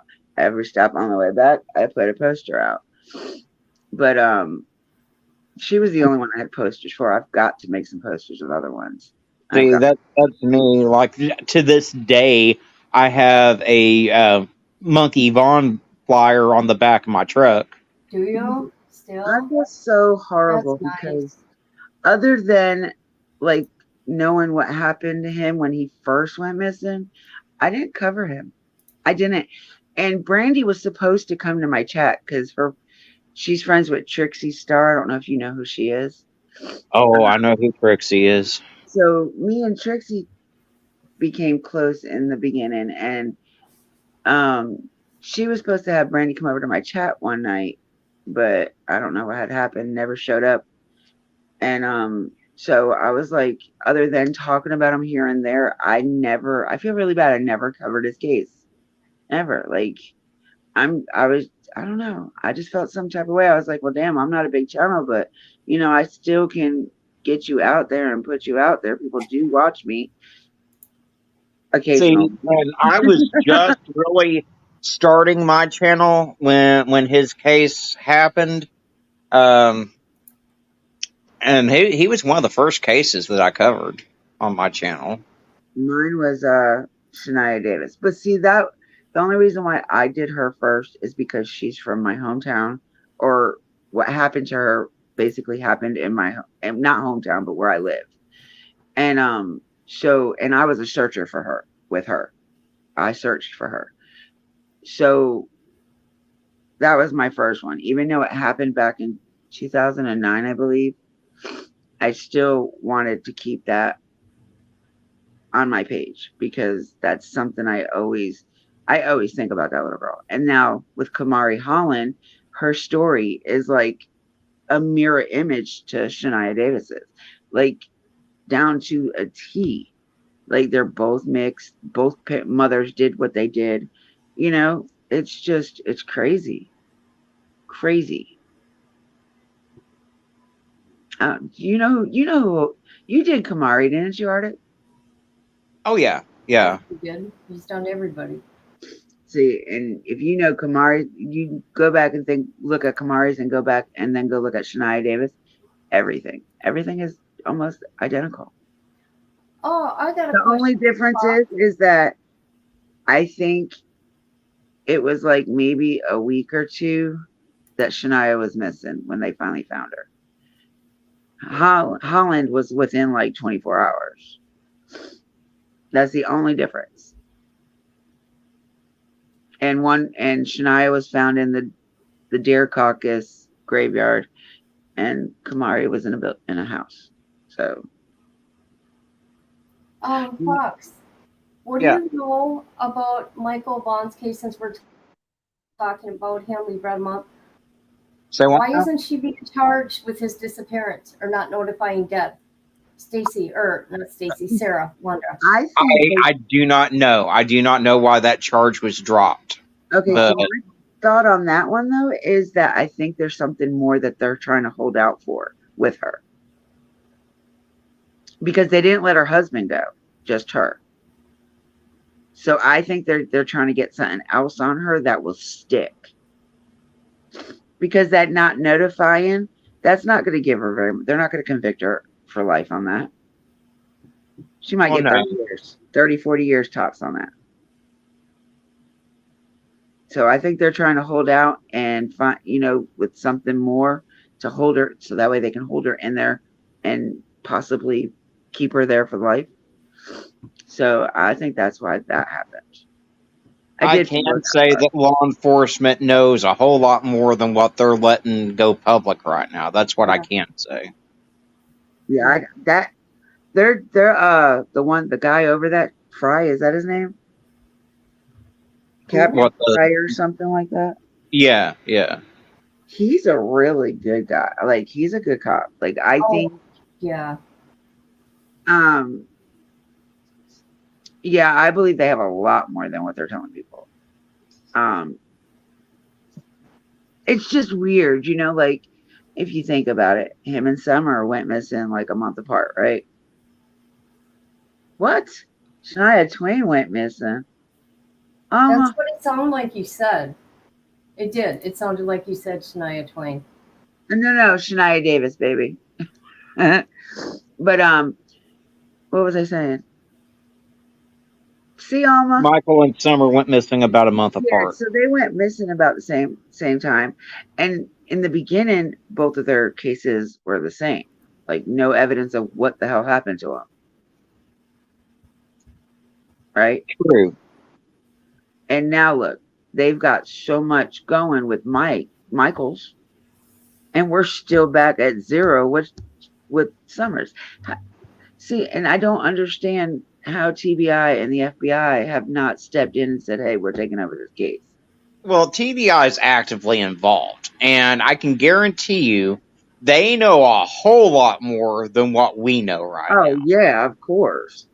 But if, like I said this the other night, you got us nobodies, we're not owed a damn thing, nothing to do with any of these cases, right? We're not owed nothing, people, nothing. As much as we, even, with our hearts all into it, we are not owed any information until they make it public. Exactly. So, but with these cases, it's just like us normal people looking from the outside in, it looks like nothing is being done. Oh, I know, and I've been guilty of saying that myself. The case that I always use as an example is the Delphi case, because I was flat dragging law enforcement in that case. It had been 5 years, and it looked like nothing was being done, and I dragged them every chance I got. That lo and behold, they had been building a case for that 5 years to make sure they had a solid case. Who was that? The Delphi case. Oh, Delphi. Yeah. Okay. Yeah, no, I didn't follow that one very much either. Well, I don't know, Fox. You let me know because you stay. Yeah, that's honestly how between Fox and Michelle. That's how I get That's how I because I don't really believe a lot of creators out here, because a lot of them will hear something from their subs and run with it as the truth. Yeah, screw that. Crazy. So like, I'm always like, fact check it. Like, you may, if you don't believe what I'm saying, just go look at it yourself. Like, look it up for yourself. Like, a lot of my stuff comes from like GT. It'll come from Shug. It comes from OG when she's actually here and paying attention. Like. Oh my God. How is Shug, by the way? She's good. They took off the weekend and went to Ohio. No, Pennsylvania. They left Ohio and went to Pennsylvania. Oh. Okay. They went to go visit his mom. So, oh God. I was just going to ask Fox about a case. Who was it?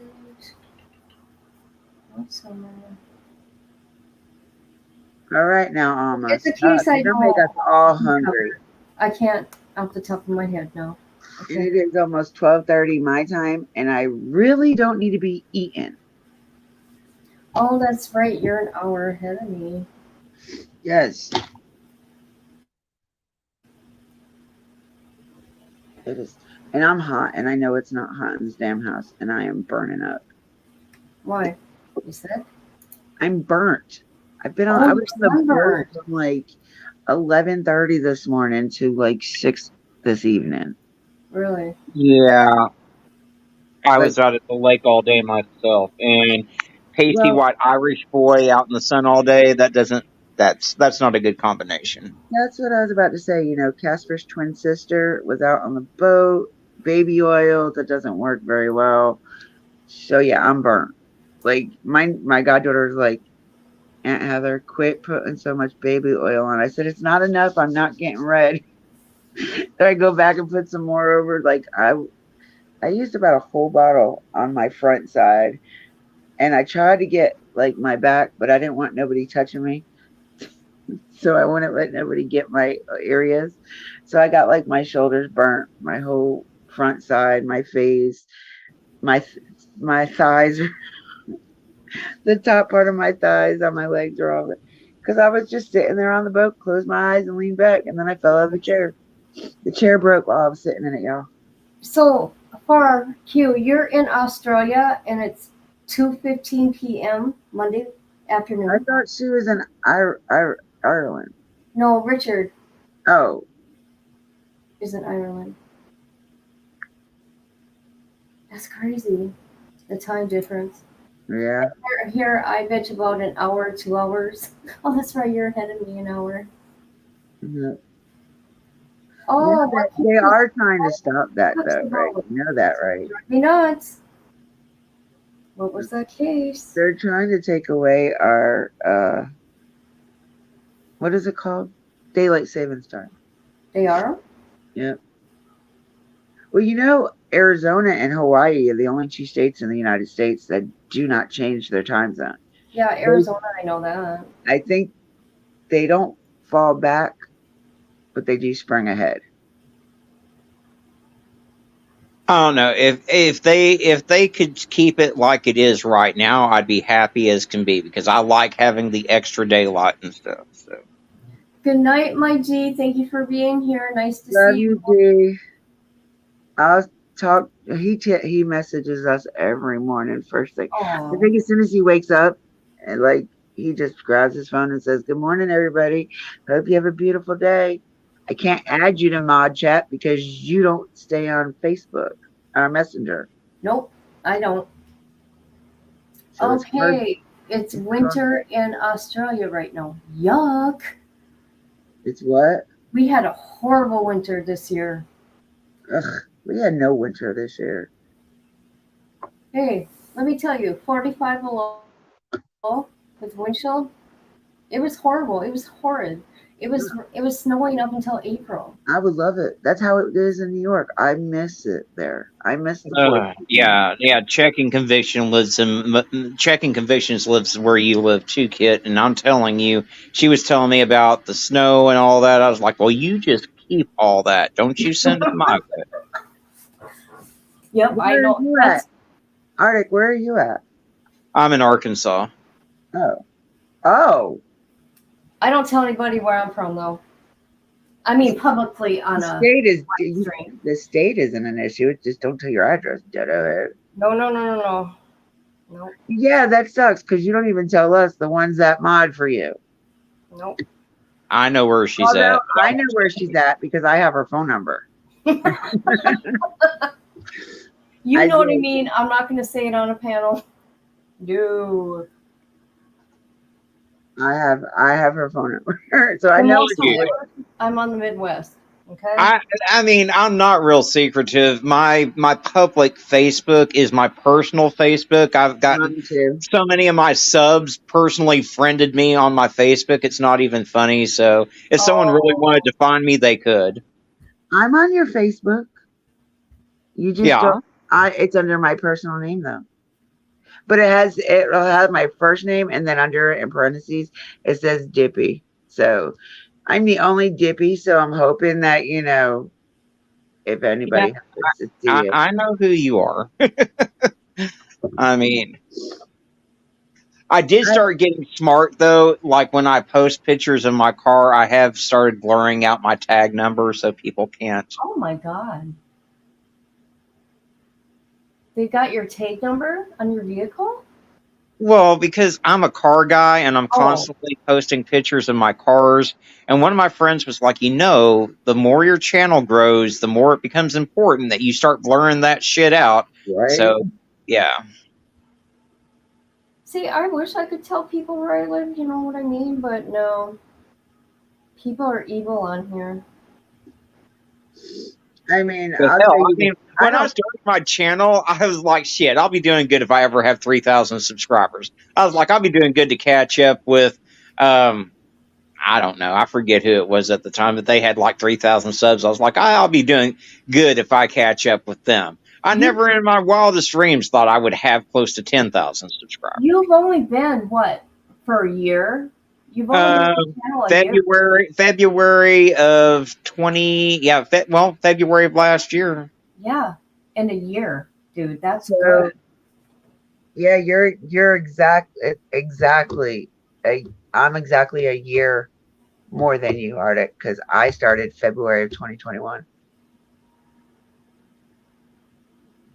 I started, I think, 2019. Well, I started this channel February If you look at my 2021. channel page, you'll say I started the channel in like 2013 or some shit, Yeah, I but was I'd gonna never say. posted anything except for Yeah, a few car videos. But I yeah. started my channel. I started my channel on the 8th of February 2022 is when I started my channel. I was on my husband's for the longest time until I Well, decided. you earn those subs too, Fox. So, you work hard. Yeah, you do. You do a lot. But see, that's the difference. I'm not just about missing. That's not the only true crime that I cover. I like covering it all. My I channel touch on was a little bit of everything. My focus is the missing, but I covered this Chad piece of shit that killed his kids. But yeah, mine was basically what I was gonna do is just what I wanted to do. What had no intentions of going live. It was gonna be like a podcast.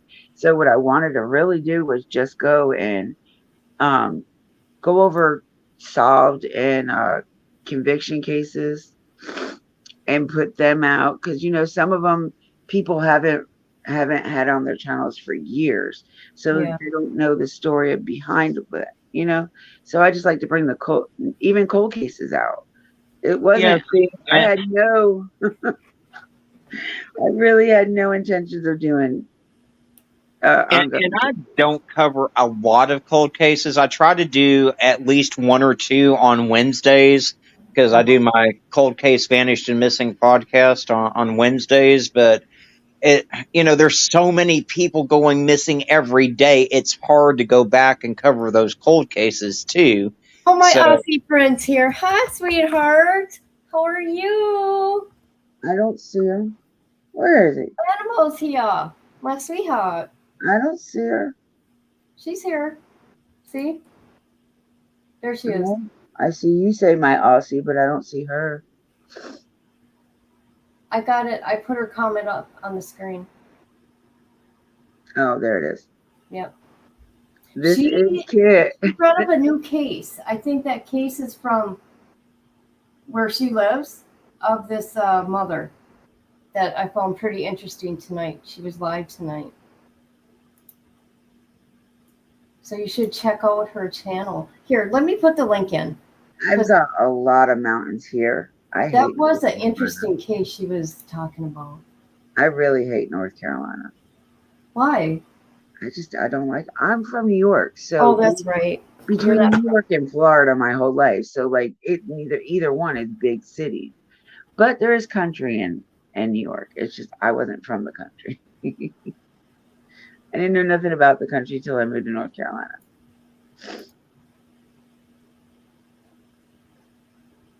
I can see mountains here from my home and the beach. Well, aren't you special? We were at the lake today and we were seeing that. I saw a sign and it says you can move in or you can live in a move-in ready house for as low as $900,000. Look, what the fuck? Are you serious? 900 on the lake? Wow. Okay, here's that case, you guys. I think you should check it out, man. No, Alma, that's mean. It's very interesting. And this is what? The mother you were just talking about? I still have questions about the dad and the three boys. See what I'll do? I'm not going to watch it, but I'll go to her channel so you guys can see. And I wrote his name. Do we know what the boys' names are or no? No, they're not releasing them. So we know that they're 3, 4, and 7. So here's the name of that case she's covering right now. Kathleen Big or something like that. So go check that out if you guys find time. I love just to listen to her accent when she talks. I didn't know she did true crime. Oh yeah, she's big with the Barry Morphew case and Delphi. She knows that. I'm gonna Back sub to of you her right hand. now. Yep, the back of her hand. She covers. Yep, she's good. Oh, she's so pretty. I know she is. All right, I subbed to you, baby. Yeah, there's my Aussie girl. There's my Alma. I love you. You know I love you. Yeah, I've been subbed to her, but somehow my notifications got turned off. I Oh, isn't understand, that doesn't Alma, that but suck when that still, happens? we don't wish for the bad. We don't wish bad because that karma comes around. We're just gonna sit there and stare at you, you She animal. is gorgeous. She's beautiful. I know. You know who she kind of reminds me of? Amy. Alma, you said something here I thought was really funny. Okay, my grandma used to live in well, she's passed, and my auntie in Arizona, and they would get mad because I would want to go out like in the tornado here. Oh, I almost said it where I live. Never mind. And they said they started talking about dust storms. I go, oh, what's the big deal about that? And they got so mad at me. They said, no, for real. They It's have like a some tornado, like you have here. storms suck out there. I experienced my first one when I went there in 2021. Oh, okay. Yes, three. Oh, yeah, I forgot to add that 3-year-old's age on here. Oops. I hate it Yeah, when I we get tornadoes here bad. do you.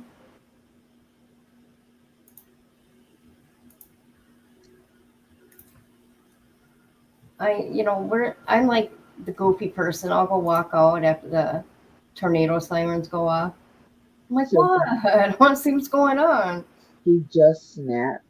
Well, see, me and my husband are complete opposites. My husband will be sitting there all curled up in the bathroom when the tornado sirens go off, and I'm out on the porch with a beer in one hand and my vape in the other, trying to camcord the damn thing as it's passing by.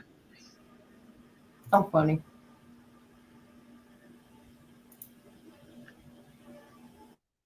I don't know how the hell I'm still So in Australia right now, it is wintertime. So, anyways, check out that video, you guys. England ain't far from Australia, is it? Well, see, where I live, RQ, there's a ditch in front of my house, so I can run to the ditch too, and I'll be safe. For real though. Well, she weighs like next to nothing, so she might have to grab onto a root. Oh my God, you're too much. Otherwise, she might get blown away. I love you, Kit. I love you too. My husband, I got off the phone with you the other day. He's like, that woman is so crazy. Who, me? Yeah. Well, yeah, probably when he hears my voice, all I'm doing is. He's like, what is she talking about? And I was like, she's talking about what's going on with her and her channel. And he's like, he said, do I have to get involved? And I was like, oh, I was like, no. I said, I think we got this one. I was like, but you need to paying attention to Nana because Nana's gonna need you. Oh, what's going on with Nana? ELP. What's going on with her? Is she okay? She's fine. ELP's just after her. Who's that? Enchanted Life Path. In a problematic channel. Oh, I don't know who. I don't know. Just pray that you don't ever find out. Oh, okay, good.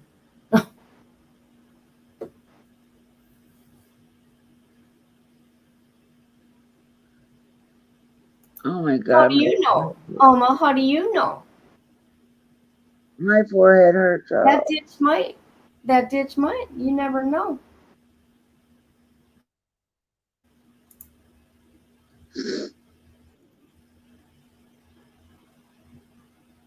Monsters can die.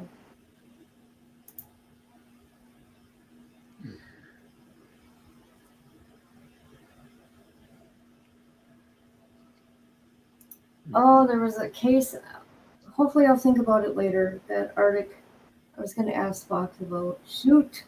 You know what? I don't think the grifters are going to go after this one too much. There's nobody to blame. He's already in jail. Oh, good point. Yeah, good point. There's no money to make. Hate saying that, but it's true.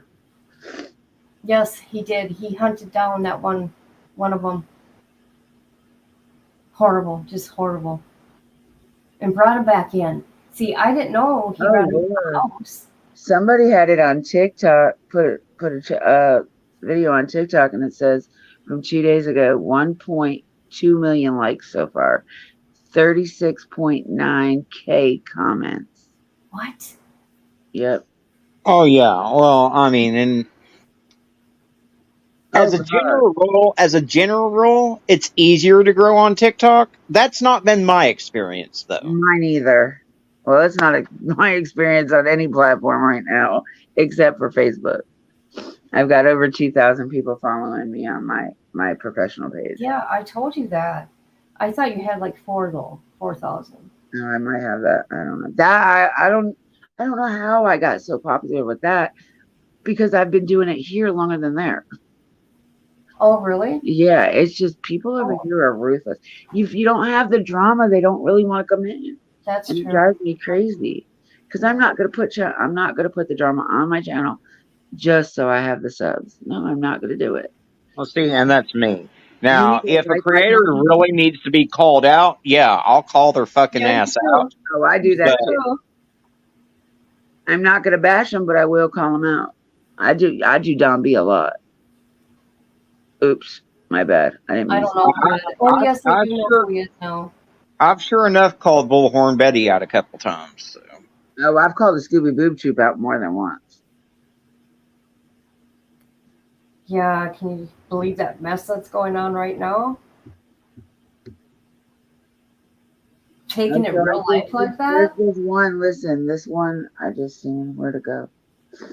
It says, who is Chad Doerman? And it says an Ohio-based man who snapped and unalived his 3 sons in a horrific crime that shook the world. That's the title? That's the first sentence. Oh, okay. Who has cancer?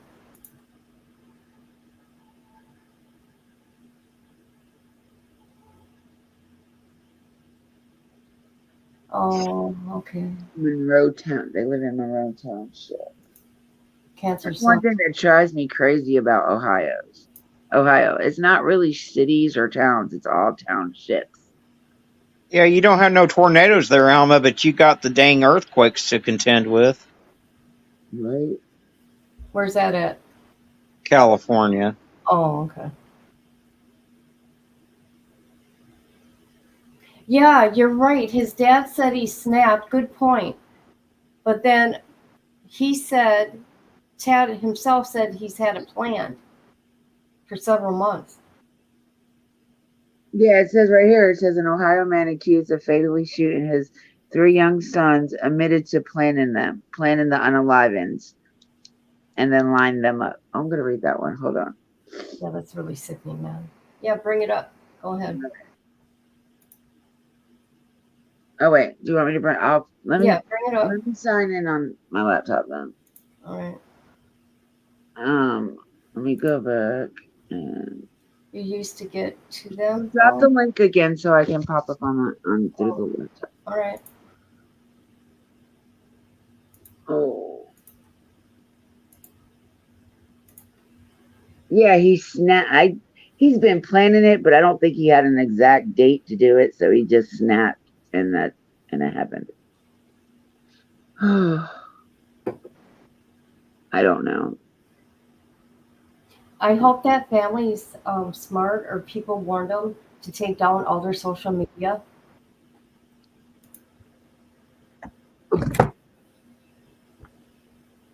Okay.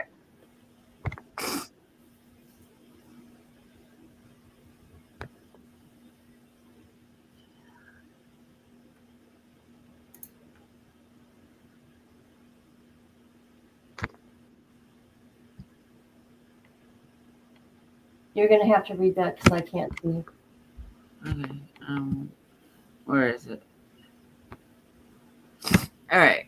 So it says an Ohio man accused of fatally shooting his 3 young sons admitted to planning the unaliveds and lined them up before executing them with a rifle, prosecutors said on Friday. The dumbass, who is also accused of wounding the boy's mother at the family's home, has been charged with aggravated unalive, authorities said. Claremont County Chief Prosecutor of Court David Gass said during his arraignment Friday that one of the boys tried to flee into a nearby field, but the idiot hunted his son down and brought him back to their home before unaliving him. That's sick. His bail has been set at $20 million. He is being held at the Claremont County Jail. Deputies responded to the home in Monroe Township shortly before 4:30 p.m. Is there like a thing with this 4:30? It seems like between 4:30 and 6:30 things happen. Or is that just me? Well, now I'm going to be paying attention.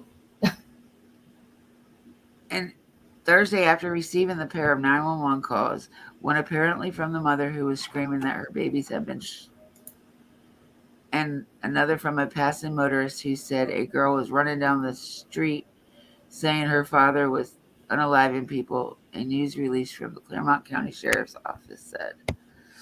The deputies found 3 boys ages 3, 4, and 7 outside their home with gunshot wounds and tried to save their lives, but the children unalive at the scene. They held these children knowing there was nothing they could do, Gass said. How do you unsee that sort of abomination? You can't. The boys' names have not been released. The sheriff's office said 34-year-old mother who was not identified was outside the home and had suffered a gunshot to the hand and was transported to the hospital with injuries that did not appear to be life-threatening. He was found sitting on the stoop at his home and was taken into custody without incident. He was arraigned on 3 counts of aggravated. Are you serious? Do you see what he was charged with? No, Aggravated red rum. 3 counts of aggravated red rum. Okay, let me look. Now, hopefully these charges get upgraded, because that is bull. Well, I'm sure they will. I mean, and honestly, either way, he's going to be doing well. He'll be doing life if he doesn't get the death penalty. But It says when the prosecutor said in court that he had admitted lining the boys up in the yard and then so he shot them outside. I thought he shot them in the house. no, he lined him up out there, and then one of the boys started taking off. He grabbed him and dragged him back and shot him. That's crazy. Officials have not released the motive behind the shootings. Neighbors in the Monroe Township, which is about 75 miles west of Columbus, reported hearing several shots fired in what they said is usually a quiet, calm neighborhood. I was sitting in the garage and all of a sudden I heard boom, boom, like 5 more. And I was like, that's 7 shots. Yeah, ducking felony. She got shot in the hand because she was trying to save her boy. She grabbed the front of the gun and he shot her in the hand. Oh my God, y'all. What the? Oh, let me move this. Oh, there we go.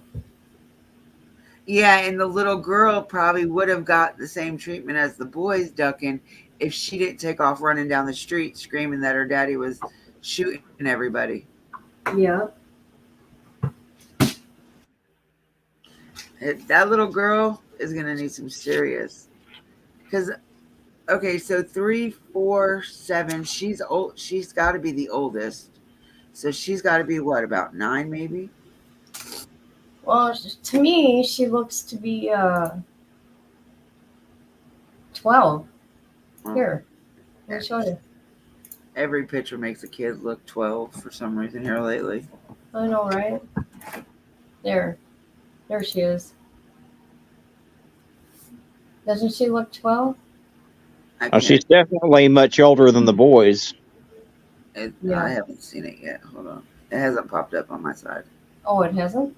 No, it's a delay. It's only mine. Oh, there she is. Yeah. Oh, them poor little babies. I wonder if their names are in the GoFundMe. Did you read the GoFundMe? Yeah, there isn't hardly any info at all. Why are they raising so much money? For funerals and the funerals will be taken care of. They're not going to have to pay for them. I guarantee you. And there's that guy in Texas that anytime a child gets red rum, he donates the caskets for them. Well, for the burden for what their life was going to be ahead. How much money are they asking? They didn't ask for anything. They didn't ask for a certain amount. Let me look. Hold on here. Let me look. I thought you have to. It said $20,000 goal. It's up to $160,000. Yes, I could see somebody donated $2,000. It said anonymous.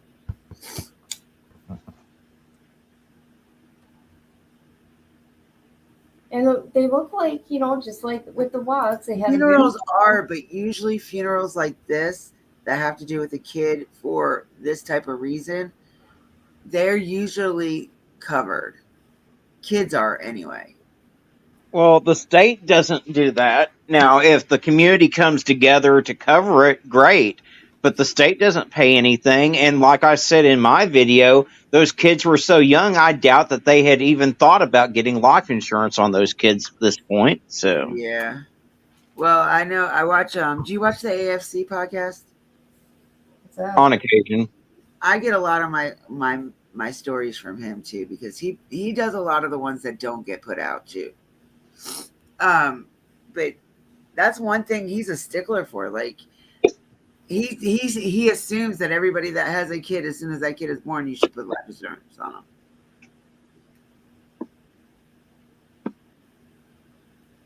But how do you put a price on your kid? What's that channel name you were saying? AFC podcast. AFC. Oh, okay. Here's the deal, though. I mean, we live in a society where the economy sucks so bad that people are working 3 jobs just to put food on the table. Life insurance is a luxury that a lot of families just can't afford. And this is very true. Yes, funerals are very expensive. Probably the cheapest one you can have is $15,000. I would look at it this way: the older people, their funerals are a lot more than a kid's funeral is, honestly. Because I know when we had a funeral for one of the kids in our family, and I think it was like half of what it was for my sister's.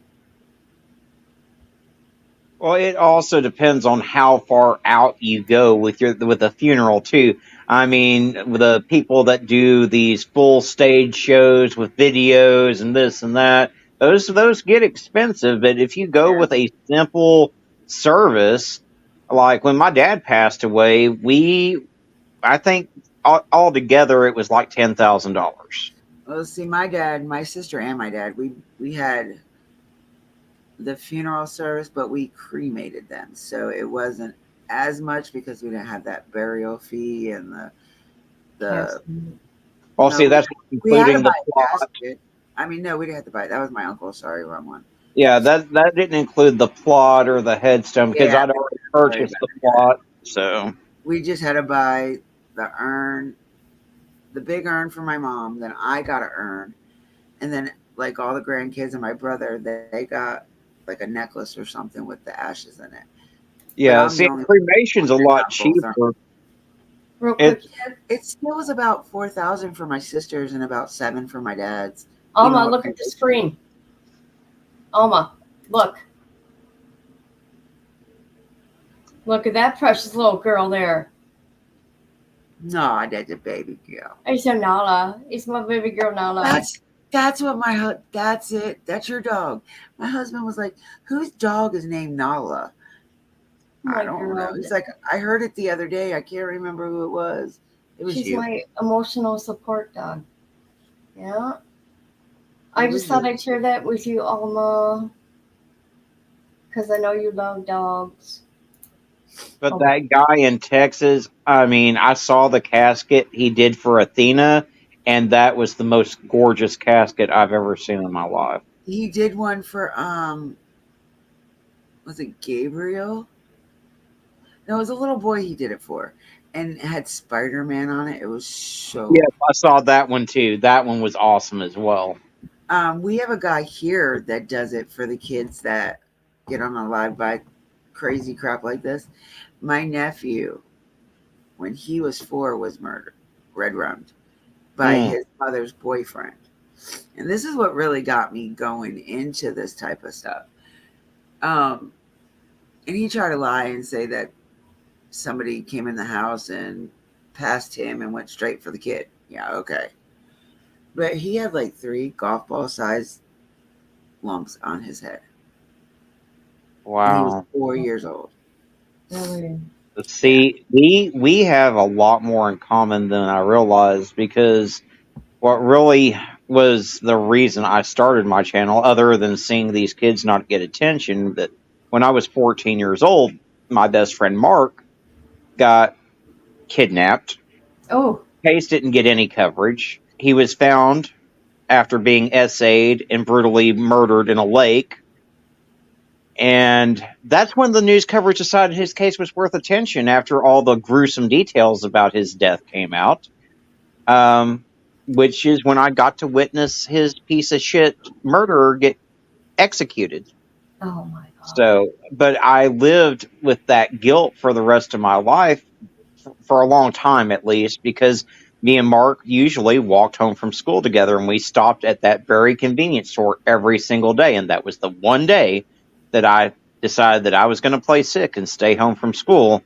And for a long time, I was just like, man, if I had just been with him that day, maybe I could have done something to stop it. And you sound just like me. Sound just like me.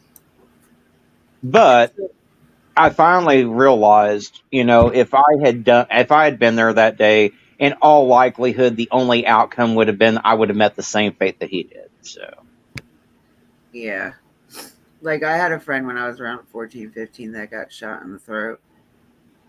That was like one of my very first times I ever seen, like, a friend of mine. But my cousin went missing in 96. They still haven't found her. wow. What? Yep, no sign, nothing. And the lead detective on the case passed away, so it's basically a cold case with she didn't even get no media attention whatsoever. Nothing. It was like the law did not give a crap, because she was a teenager. She was like, I think she was like a year or 2 older than me, maybe 3 at the most. 3 years old. So the way they look at it, though, in New York, if you're like, I want to say over the age of 14, but younger than 18, they really don't look at it as like you're kidnapped or you were unalived or put in the ST. They don't look at it like that. They look at it as you ran away until they find out other information wise. Well, and that's my biggest pet peeve, because we see that in all these missing cases. Whenever a person over the age of 10 goes missing, it seems like they're automatically stamped a damn runaway. And who the fuck cares? If they're a runaway, they matter just as much as the children that get abducted, because the reality of it is the children that run away are at a higher risk of being trafficked and getting sold into prostitution than the abducted children are. Yeah. Very true. Especially in big states like that. And that's what my aunt kept saying. Like, and then she finally decided to move 3 years later and try to like pick up with her life, and like everybody in the neighborhood's like, well, you must know something because like you're not just gonna move. And she's like, so you expect me just to stay here in frozen in time, not live, not work? Like it's been 3 years, and now it's been how long? Like and they're still going after her, thinking that she did something to my cousin. Really? And my aunt wasn't even around. My aunt wasn't even in the state when my cousin went missing. Well, one of the most famous cases here where I live is the Morgan Nick case. And for years, people were talking about how Morgan's dad had to have had something to do with it because he never talked to the media. He never was out there talking about his daughter. Well, he was hurting too bad. Yeah. I mean, that's just the fact of the matter on that case. And they have the evidence. They know who killed that little girl. We know that Morgan's probably not alive, and because they have the DNA evidence, or had it, but they lost the DNA evidence in that case. Alma, what do you mean? What happened to Johnny? I What's the don't last think name? Summer was trafficked. Sorry. Oh, the Johnny Gosh case? Yeah, Johnny was trafficked. That's almost a given. And I that's don't another think one of those Summer was. cases. I don't think Summer was at all. I'm gonna look at that name, Johnny. I've got opinions on Summer, especially since Fred Hill was just recently arrested, but anyway. Yeah, I mean, everybody's going to have their own opinions with Summer's case, but in reality, the only fact we have is she's missing. Exactly. I mean, I find it kind of sus that Jody Sue came out of the woodwork like a goddamn cockroach the minute that she could, and has been drifting off of her disappearance ever since. But, Yeah. Anyway. I mean, even if she's not, I'm not necessarily saying JSB has anything to do with it, but if her kid does, she's going to do whatever she got to protect that kid. So that puts her not indirectly, but associated with. But you got to think of all the stuff JSB has said too. I'll throw a kid off the cliff. What else did she say? She said something else about harming a kid. But any of those bastards come over to my land, she did. It seems like she did not like the Wells kids at all. Well, and her story's changed multiple times too. So, I mean, there's that. Like I said, I don't trust her. I'm not saying that she's responsible, but I'm saying she's definitely high on my list of suspects. Who is? Jody Sue Brown. Oh, I Jody think Sue. more her son, because I think it's really weird that he, right after this happened, what did he do? He decided to join the military.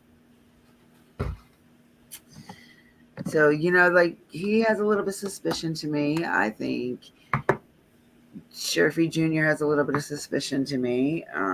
Hill, Light, they both have a little bit of suspicion to me. I mean, there's just too much. Like, it's like all the RSOs they have in Hawkins County, they release them and throw them in Beach Creek. So it is a human trafficking case. Well, on the Johnny Gosh case, that case really is annoying to me because that was one of those cases where they told the parents that they couldn't even report Johnny missing for at least 48 hours. This was a boy that never had any history of problems, any history of running away, and the police stamped him a runaway from the get-go. He was a 12-year-old paper boy. He was actually one of the first children ever featured on a milk carton. I thought that face looked familiar. This picture right down here, I seen. Right here, this face. Yes. Yep. I never knew what it was about, though. Hold on, let me bring that up on my side so I can see it a little bit better. It's John. How do you spell it? Gosh? It'll come up. I spelled the last name wrong, but it came up anyways. There we go. There you go. Fox right here. Yep. And then I think it was like a year later, another paper boy from that same area, he was featured on Milk Carton too, but went missing under very similar circumstances. I just saw something on hers that said something else about another paper boy. Another one? Mm-hmm. Damn, that was 40 years ago or 41 Mhm. years ago. It's 41 now because this was last. This is from September 2022. Yeah, that poor mother. I mean, she looks tired. Yeah, Noreen really did fight to get laws changed as far as them telling people that they can't tell them that they have to wait 48 hours to report their child missing and things of that nature. She was an incredible, well, she still is an incredible advocate, but I do have my feelings though that her story about Johnny coming back years later and knocking on her door, I don't buy that. I think that she imagined that. I don't think that happened. But Okay, let's listen to this here. Johnny was a very friendly, kind, upbeat, fun boy. He was so good-hearted and always wanted to help people. He loved having his paper out because that was going to give him the money to save for a dirt bike.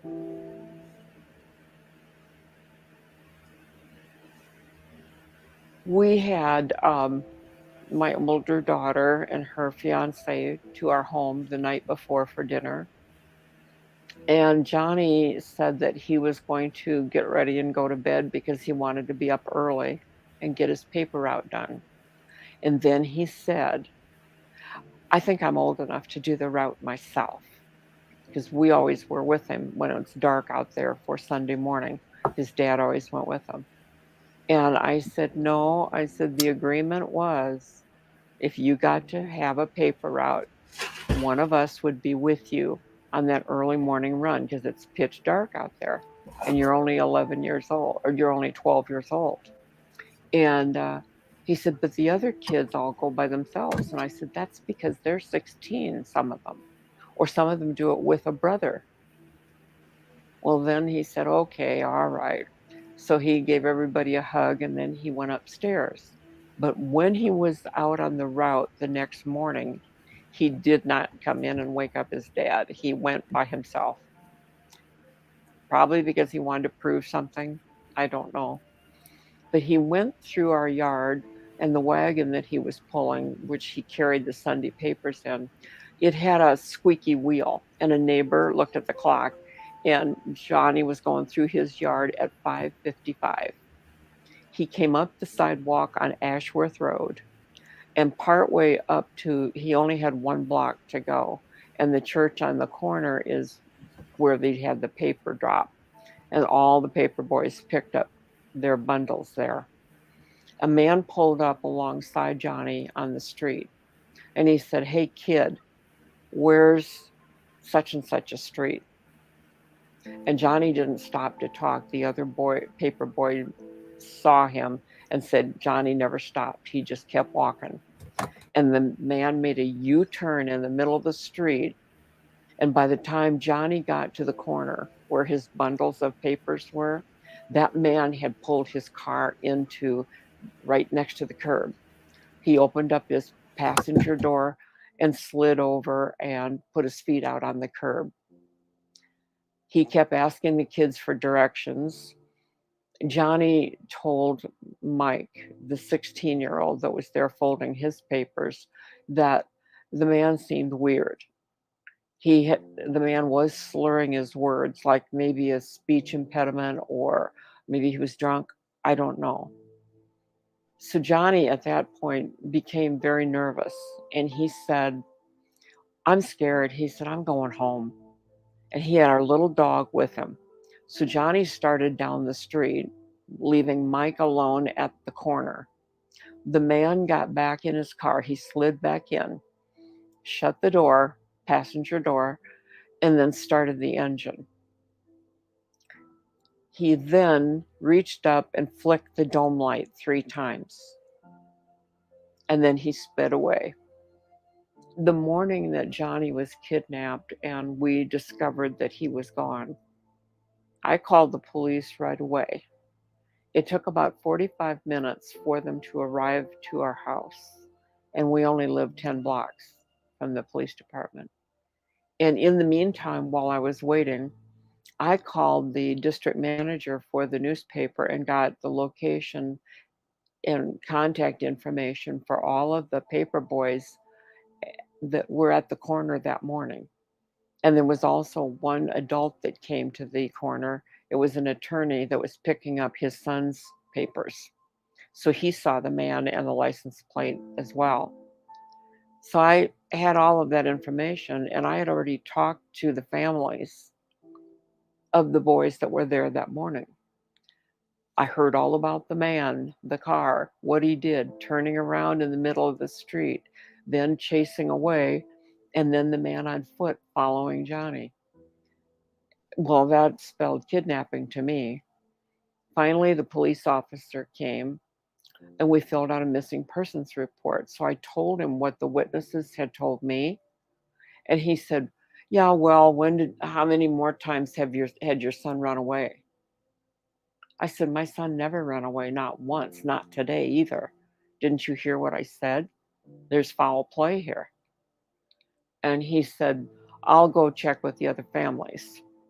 Well, a while later, I get a call from one of the other mothers. And she said, that cop that came over here never even brought in a tablet, a notebook, or a piece of paper to write down anything my son told him that he saw that morning that led to your boy being taken. The witnesses all knew it was a kidnapping. The attorney knew. He tried to tell the police chief, and the police chief ruled that Johnny was a runaway. Therefore, they wouldn't look, because nobody looked for runaways back then. The kidnapping of Johnny Gosh, because of the particular timing, because of the issues with it, with the police and the FBI, and because they waited so long, led to Johnny's case not only changing legislation because I wrote it and got it passed, but secondly, people took another look at this crime and thought, oh my word, those poor people. What are they doing? They had to hire people to look for their son? Society changed totally in the fact that they were looking more for closure. Yeah, we always hear about these cases way over there where a boy or a girl are missing. But when it starts to happen in your neighborhoods that are just peaceful and the parents get that kind of reaction from law enforcement, it struck a nerve with other parents. They didn't want to be us. The anniversary, 40th anniversary of Johnny's kidnapping is coming up real soon, September 5th. What goes through my mind, and it is daily right now, is how far we've come as a nation as far as protecting children. However, human trafficking is still raging.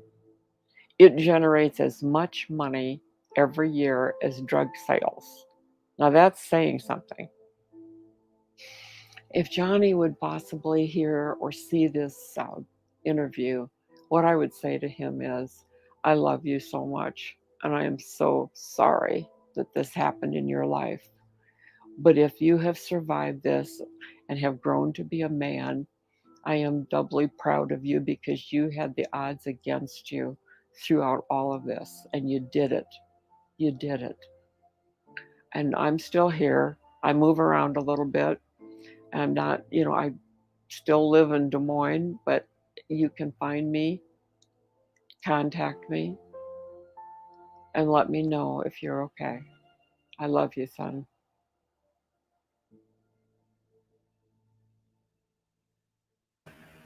Okay, so my question is,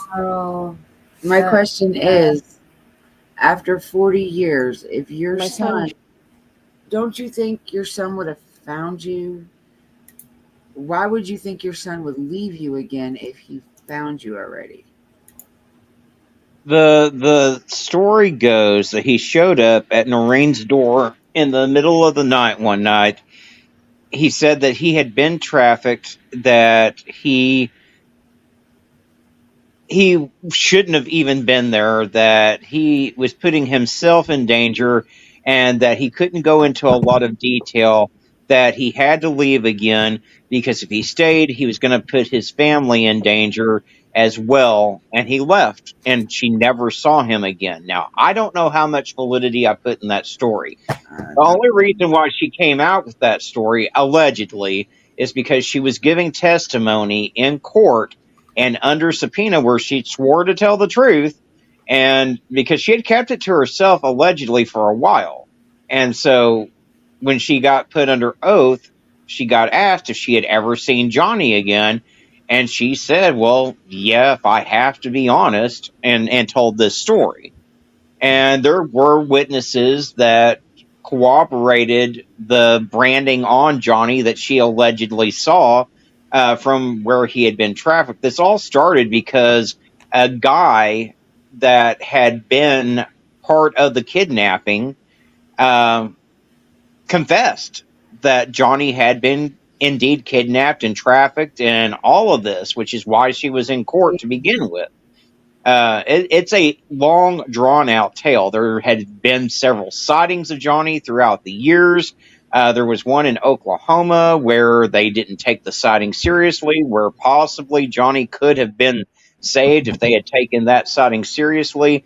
There were witnesses that told the cops everything they needed to know, right down to the fact that it was a Ford Fairmont that he got dragged into, but they never took it seriously from day one. Wow. So what do you think, though? I do think he was indeed kidnapped and trafficked. I don't know how much validity I hold in the fact that he showed up in the middle of the night like that. Yeah, that's weird. And by now, you would think if he is alive that he'd be out of that. You think 40 years You you would think. I do not know. I don't know. Like I said, because normally they go after a certain, especially if you're trafficked, after a certain age or you're just not what people are looking for anymore. well, and granted, I mean, obviously he's not being sex trafficked at his age anymore. I doubt sincerely, but Yeah, so why, there, if he was still alive, wouldn't he contact his mother? you would think. And again, I don't know how much validity I buy in that fact that he showed up in the middle of the night. I do believe he was trafficked because this guy that said that confessed took law enforcement down to where the kids had been held. There was evidence there that these kids had been held there, multiple kids, not just Johnny, but several over the years. And I mean, he knew too much information about Johnny for him to be making this up. Yeah. But did he say that Johnny was alive or? What do you guys mean by branding? What does that mean? They had basically, how they brand cows? They had done that to Johnny. Yeah, like, I know, I told you about my sister, right? I never heard about it. I thought I told you, I was talking to you about it. And what her work was and stuff. Nope. I'm sure it was that day, the other day. But because I don't usually tell anybody anything about that. Yes, But you did. Yes, you did. Yes, you did. What up? Okay, so Yeah, that line once of you work. said that, yes. Yes, the line of work. They so she knows people that were branded with like tattoos, not a cattle probe, but like they tattooed all of them, so they knew who belonged to who. So it'd be branding it, but just branding in a different way. Damn, there's some sick people out there, man. I mean, she doesn't have anything to gain about gain of or anything like that from saying that her son showed up, but it's just kind of, I don't know, because okay, so he went missing, what, he was 12, 14? 14? I think it's 14, right? Okay, so if he showed up later on, years down, was it years down the road she seen him? Right? Am I wrong? That I don't know. I have no idea. Okay. This is the first time I've actually really. So, I mean, it depends on how long after he. Yeah, allegedly it was probably, I think, if I remember right, because it's been a while since I researched it, but I think it was close to 20, 25 years after he Okay. went missing. Okay, so Wow. that long, you can almost guarantee that he wasn't part of that no more. He got out. If he showed up, then he got out of that. There's no way after that many years he's still in it and they're still controlling it. Does that make sense? True. At by Now, that time, on the other end of that, depending on how long they had him, if they got him when he was 12 and they kept him until he was a teen or in his early 20s, which tends to be the case, they could, I mean, Stockholm syndrome is a thing. And he could have very well been brainwashed into staying with them and helping them. Yeah, that could be a possibility, but because there was that based on a true story about that, where um and actually it's a real story where the kid got kidnapped at a young age and he was groomed into the SA with this one guy, and I know my first name is Steven, yes. as he got older, yeah. the Yep. guy made him go pick out another kid to bring home. Yeah, but he didn't do it. He saved that kid's life and he ended up getting reunited with his family. But that was a whole other issue because he ended up dying in a motorcycle accident later. And then his brother turned out to be a serial killer. So, Oh, wow. Well, you got to think, though, with him being kidnapped and stuff like that, his parents were probably really friggin' cuckoo over him or any other sibling that he had. So I don't know. Kids like that tend to get like. Okay, Alma, is this a missing person? Okay. Hold on.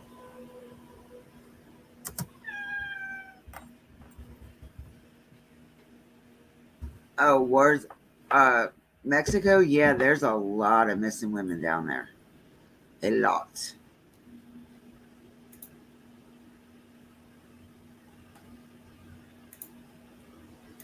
My sister-in-law's husband got deported back to or ex-husband got deported back to Mexico, and the cops there are friggin' horrible. He lives in like this little, I don't know, town that doesn't even have like power really or running water. And she said that she sent her husband like 100, her ex-husband.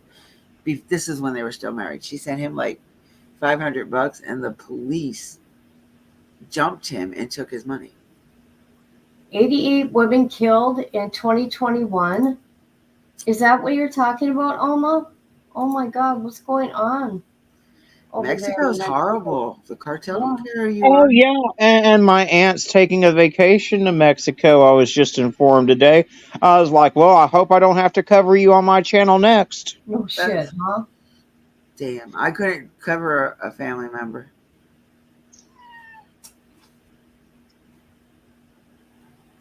When they say somebody loves you to death, that isn't just a figure of speech. Okay, let me see what she says here. Right. Thousands of women have gone missing. Okay, thousands. I didn't know that. We all know this, right? That when they say they love you to death, that is not just a figure of speech. Yeah. Yeah. Oh, Dippy, you can buy an official. Yo, I know. I know the money over there our money over here is a little bit more over there. Like, it's crazy over there. Like, my niece wants to go meet her father, and I'm like, hell no, you're not going over there by yourself. Crazy. And that's the same thing I said to her that Arctic said to his aunt. I was like, I don't want to be covering you on my damn channel. I think it's funny too. You know, we live in a country that's so dead set on trying to keep Mexicans out of this country, but they think it's fine to go over there and think it's a swell place to go on vacation and put their lives in danger. Right. Even if you're in like one of their tourist towns, that's like one of the worst place to go, because once you get taken from one of those tourist towns and brought to one of those ones that don't really have shit, you're stuck. You're stuck because it's hard to get out of them little towns or cities or whatever the hell they call them out there. Yeah, there's a big unknown or unmarked graveyard where my ex-brother-in-law lives. Okay, I want to see what this says here. They said it was a bunch of kids and children and mothers, but they don't know. The cartel buried them out there, so they don't know who they are. In Ciudad Juarez on the Mexican-American border. I'm pleased to say I'm joined now by the woman who knows more about this story than anyone else, El Paso-based journalist Diana Washington Valdez. Thank you for coming on the program, Diana. The film was made in 2003. What's happened since then? I mean, have things gotten worse? Have things got any better? Things are worse. So now it's 2009, and we have at least approximately 620 women who have been murdered in Ciudad Juarez since 1999. That's a record number of murders for that particular city. And then in 2008 alone, there was another record was set: 86 murders of women, double the highest number we had ever recorded in previous years since this began. When you started to investigate it journalistically, I mean, did it appear to you at the beginning that it might have been a serial killer or a series of serial killers that struck this town, or not? Or did it become quite apparent that there were much larger economic and social and political factors at play here? Well, in the very beginning, no, I suspected, knowing the community, that there was some kind of corruption involved. Someone was getting away with murder and was probably being protected by the local authorities. Some kind of cover-up was going on. But I never imagined it was, as I did with the investigation proceeded, that it was to the magnitude that it was later revealed to be. The question was, why were these women being killed? Yeah. And the second question was, who was doing it? Yeah. And eventually, over the course of time, the investigation did disclose several lines of investigation that pointed to potential suspects, and they included 2 or more serial killers. They're still loose because they've never been apprehended. 2 violent gangs that operate in Ciudad Juarez to this day that killed women as a way of initiating new members. Drug dealers who have killed women and have gotten away with it. We also discovered a group of powerful men who were involved in killing women for different reasons at different times. Then you had your copycats who were taking advantage of these scenarios to hide their own crimes. How much was drugs and drug cartels, drug gangs, a driving force in what was happening to these young women? The drug cartel activity is significant because these murders started taking off. It really began the same year that the Carrillo Fuentes drug organization took over that corridor.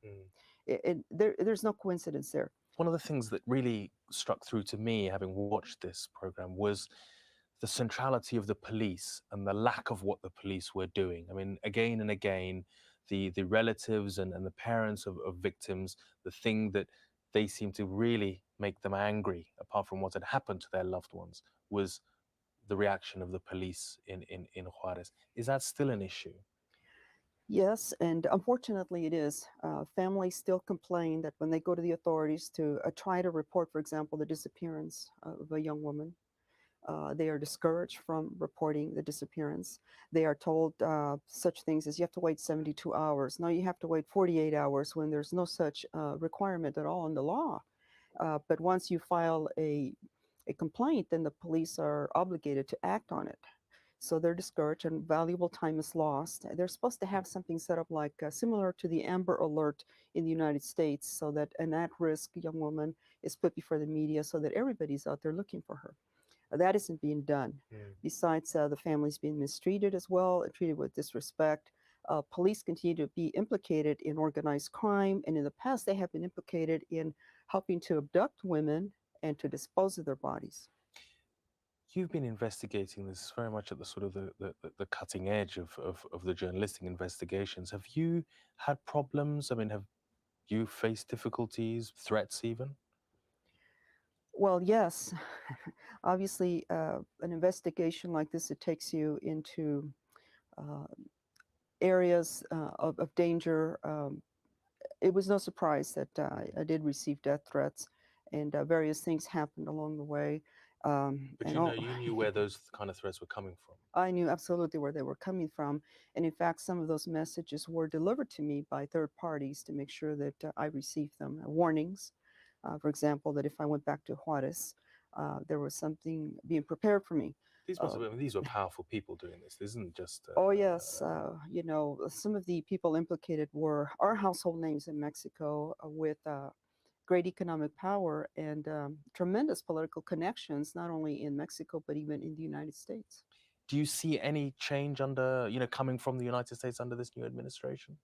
There are a couple of factors that certainly ought to give the families of the victims hope. One is that with a new president in the United States who is familiar with the issue because he signed a resolution while he was a senator condemning these murders, so it's not like he's new to it. It will be interesting to see what approach he takes to it. He will be the third president who will be presented with this issue and what to do about it from the standpoint of the United States. Well, Diana Washington Valdez, thank you very much for coming in to talk to us about the killings of young girls in Juarez. Thank you very much.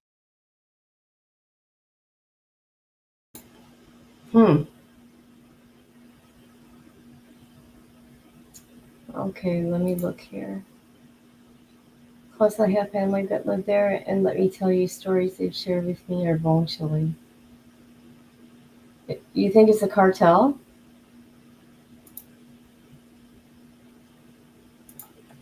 Cartel, they're pretty scary.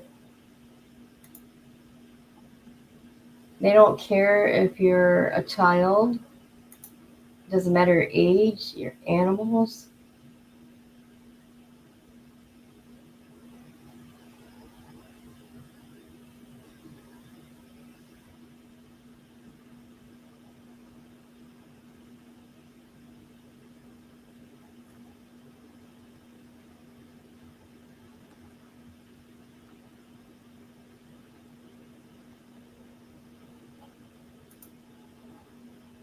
I'm looking here, see if I can find anything else. Anything else anybody wants to look at?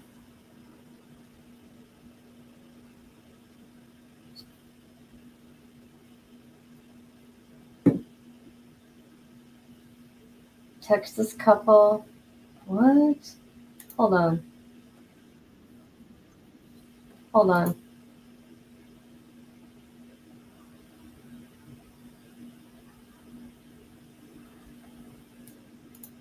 I just seen somebody did a thing with a member of that. Tortured and murdered during a family trip to Mexico.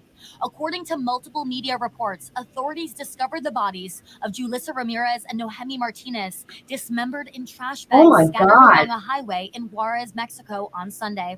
According to their Facebook pages, the couple was originally from Juarez, but had been residing in El Paso. The El Diario newspaper reports that the two women were visiting family in the city at the time of their deaths and were last heard from on Saturday. The paper adds that authorities are currently investigating the circumstances around their deaths. In a series series of tweets on Wednesday, the Chihuahua Committee for Sexual Diversity urged the Mexican government to thoroughly investigate the couple's murder, fearing that the case may go unsolved, as many hate crimes in the country do.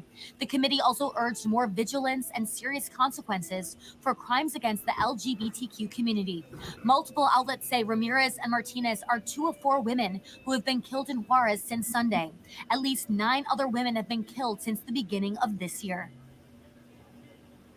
Oh, dang. That's scary. Dismembered, chopped in pieces.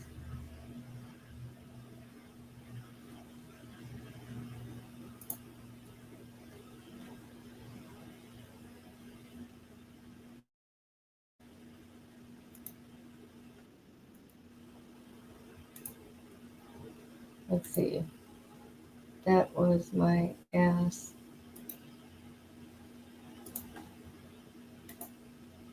Let's look at this real quick, just a little clip. Me preguntaron mi nombre y también mi procedencia. Yo le dije soy de Juárez, ahí no piden licencia. In the Chihuahuan Desert, northern Mexico, the digging never stops. These gravestones are the mark of a lost war. Ciudad Juárez lies on the front line of Mexico's war on drugs, and its people have paid the price. This cemetery has doubled in size in the last decade to accommodate some of the thousands killed in this city alone. These families were able to bury their loved ones. Many more simply disappeared. It's 6 a.m. and the city's forensic team are on the hunt. Armed with spades and braced against the cold. This wasteland is controlled by the cartels, so the team only come here with police protection.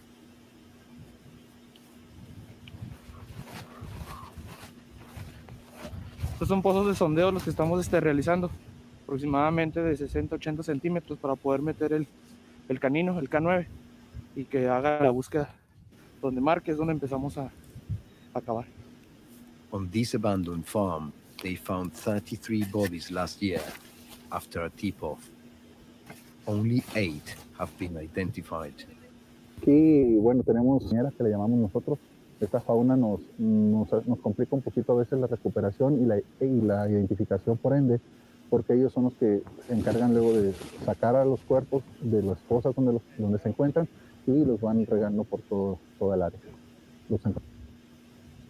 The Juarez Valley hugs the US border and is a major crossing point for people and narcotics. In the last decade, hundreds of bodies have been discovered here. But the search is slow, and today they found nothing.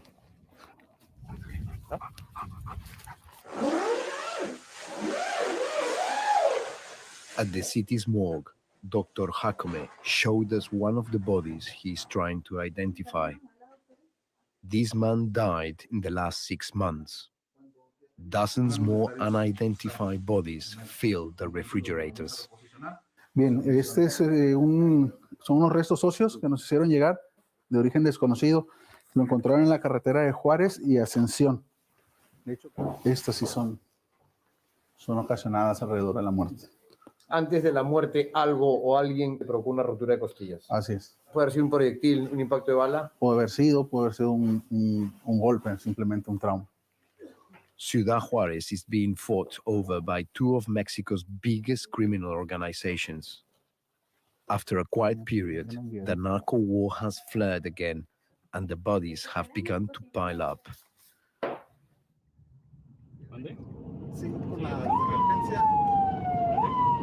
It's late on Friday night, and Hector Dyer is still at work. He has spent 20 years reporting from Juárez and its drug war. Tonight, it's another murder. He knows more than anyone that it's not only those involved in the drug trade who face violence. Pues ahorita, bueno, la zona es una zona muy peligrosa, no podemos alejarnos mucho de aquí. Estamos donde esté la policía. Cuando la policía se va, nos tenemos que ir nosotros. 12 journalists were murdered in Mexico last year. The same number were killed in Syria in 2017. At 11 p.m., Hector heard about the murder from a contact in the police. 34-year-old Jose Rivas is Juarez's latest victim. He was shot 3 times in the head at point-blank range while he was relaxing in his living room. But here, journalists like Hector say it's too dangerous to ask locals any questions. Just minutes later, Hector hears of another crime. ¿Qué onda? ¿Vienes con él, verdad? ¿Qué te reportan? La zona donde vamos es una zona retirada del centro de la ciudad, una zona conflictiva. Muy seguido ocurren eventos violentos ahí, homicidios. Tenemos por lo menos 2, 3 por semana en esa zona. Now even a veteran like Hector can never be too careful. The editor of his newspaper was murdered last year. Then the paper closed entirely, following death threats. So he publishes online and in a weekly magazine. Llevamos 3 personas sin vida en lo que va de este día, viernes. El primero murió en un hospital, lo lesionaron a balazos. El segundo lo mataron adentro de su casa. Y que dejaron, lo bajaron para hacer de un auto y le dispararon aquí en una calle al sur de la ciudad, despoblado. Los sicarios tal vez estén cerca, tal vez sean de por acá. Un sicario nunca se mueve a distancias muy largas porque hay muchos retenes de la policía. Since the Mexican government declared war on the drug cartels in 2006, over 200,000 people have been killed. 30,000 more are still missing. In a school on the outskirts of Juarez, one father is fighting back. His daughter Esmeralda disappeared 9 years ago. Despite his pain, he uses his experience to try to stop it from happening to anyone else. Yo soy padre de Esmeralda, tiene 9 años de desaparecida, y estoy con ustedes para que me ayuden ustedes qué decirles a otros niños de otras escuelas para que no sean víctimas de desaparición. José Luis tells his story to young people across Mexico. He has received multiple death threats for speaking out. He always wears his daughter's photo. Esmeralda disappeared when she was just 14 years old. For over 2 decades now, Juarez has had one of the highest rates of femicide and disappearances of women in Latin America. ¿Cómo? ¿Me ayudas un poquito, por favor? Miren a Caro, ¿verdad? Ella está pequeña. Es muy fácil que alguien la agarre por la espalda y le diga, súbete al carro. ¿Qué haces ahí, Caro, si te agarra por la espalda? Súbete. Es bien sencillo. Es bien sencillo. Mira, Caro, me prestas tu mano. Si Caro hace esto, ¿qué pasaría? Hazlo, Caro. Le sacaría el aire, ¿verdad? Y tendría oportunidad 1 o 2 minutos de ponerse a salvo. It's advice José Luis wishes his daughter had been given. He says he knows of around 500 women who vanished in Juarez last year, but many families have faced threats from the cartels for telling journalists their stories. ¿Esto se está repitiendo? ¿De nuevo se están perdiendo las niñas? No se está repitiendo. Nunca ha dejado de pasar. Nunca ha dejado de pasar. Como a 19 del mes de enero. Y van 19 jóvenes desaparecidas. Más sin embargo, la fiscalía dice que apenas van 3. Así fuera una sola, se siguen repitiendo los casos en nuestra ciudad. Agarren a su papá o a su mamá y díganle, te quiero. Yo quisiera hacer eso ahorita con mi Esmeralda. No puedo, pero ustedes sí pueden. Hundreds of families across Juarez share José Luis's pain. This poor neighborhood on the outskirts of the city has been hit especially hard. 8 young women have disappeared from here in the last decade. Anna's daughter was one of them. She hasn't seen 14-year-old Paola since last November, and says the inquiry into her daughter's disappearance has gone nowhere. Cuando salgo a trabajar, salgo y la busco en el centro, me dicen que la han visto. Voy y me doy mis vueltas. Pero yo lo que quiero es que mi hija me hable ella y me diga que está bien y que es feliz. Es todo lo que yo quiero. Until now, Anna has been too scared to speak to the press. Yo tengo miedo por la violencia que hay, por los engaños que hay, porque mi hija es muy bonita. She knows she may never see her daughter again. We met a man who works for one of Juarez's feared cartels, and he is unapologetic. ¿Por qué se pierde una niña de 15 años? Pues porque eso es lo que más piden. Entre más chicas, mejor. ¿Y a dónde las lleva uno, por ejemplo? Las llevan a una casa de seguridad y las dejan ahí. Ya uno no puede hacer preguntas ni solo hace su trabajo. ¿Y el negocio de la trata de blancas es algo importante para la organización? Pues en sí algo importante, pero es parte de es donde agarran también dinero. Luis only agreed to speak to us if we didn't show his face. He joined the cartel age 15 and has no regrets. He says in his poor neighborhood in Juarez, he could either join the gang or be killed by them. Now he is the one doing the killing. Pues es como un llamado para que vean lo que les va a pasar a los contras, a los que quieran saltar, quieran reírse de unos, y para que la ciudadanía se asuste. And it's a fear that runs through the whole city. El año pasado mataron a una periodista acá en Juárez, mataron a 12 periodistas en todo México. ¿Por qué se está comenzando a matar a la prensa? Tal vez porque no quieren que difundan toda la verdad y pues es parte de la organización para que no se dé cuenta la gente de todo lo que está pasando. Quieren ocultar la verdad. I wanted to understand this reality for local journalists, but they didn't feel safe talking in public. So over beers, I met with Hector and some old colleagues at a friend's house. Last year, they lost one of their own when she was murdered in front of her children. ¿Ustedes qué piensan que en los últimos 6 años hayan matado a 40 periodistas en México? Ahorita no podemos trabajar libremente. Ahorita tenemos que tener mucho cuidado dónde tomamos fotos, por ejemplo, que somos fotógrafos, o sobre qué estamos escribiendo, sobre qué vamos a escribir, o sobre qué notas. They say the danger now is they simply cannot tell the city's stories. Llegó un momento en que hemos tenido que ser muy oficialistas. Pero el reporte, según lo que la autoridad nos dice. Entonces, cuando dicen que hay libertad de prensa acá, No. The lines, they told me, had become too blurred. Aquí no sabes ni quién es quién. Llegas a un área donde hubo un crimen y no sabes ni si los sicarios andan ahí mismo. si es tan peligroso ser periodista acá, ¿por qué siguen ejerciendo la labor? O nos interesa que la gente sepa qué es lo que está pasando, aunque conlleve el riesgo de que nos busquen, nos amenacen o nos pase algo. Y es el precio de decir la verdad, de ser honesto, de ser decente, de no agarrar dinero, de trabajar derechos como periodista, denunciando a la corrupción, denunciando a los políticos, denunciando a los narcotraficantes con sus nombres, te lleva a la muerte. Back at the Juárez morgue, there are more than 60 new unidentified bodies still to process. El año pasado fue uno de los años más violentos en México. Esto me imagino que se vio reflejado en el refrigerador. Sí, realmente, como usted menciona, sí fue uno de los años más violentos para todo el país. Nosotros tuvimos un número un poco elevado en cuanto a los ingresos por arma de fuego, ¿no? Many of the dead are the city's young. Desde el punto de vista humano, sí, realmente son personas jóvenes que estamos viendo que se involucran en eso, o adultos en una etapa de vida temprana, ¿no? The battlegrounds in Mexico's war have no boundaries, and the dead from this never-ending conflict keep growing. Yet beneath this surface lie dark secrets, as many remain nameless, and many more are never found.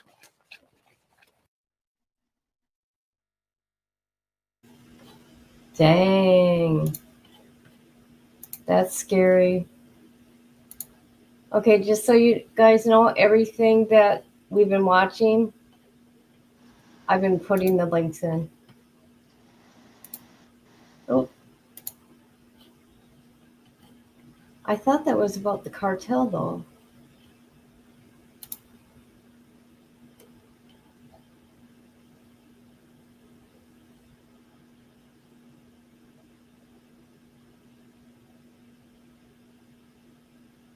Wow. And I bet you there's even more bodies that people aren't even talking about. Oh, I'm sure. I mean, this is just what's known. There's got to be more out there. I mean, did you hear that person say that what did it say? Out of a bunch of bodies that they found at one time, only 8. Yeah. What did he say? 8 were identified, only 8? I think that's what he said, yeah. Something like that. And that's something that you see a lot is they'll find so many of these people will go unidentified for years and years. I mean, there's still victims of John Wayne Gacy that they haven't identified yet. Really? Yeah. I didn't know that.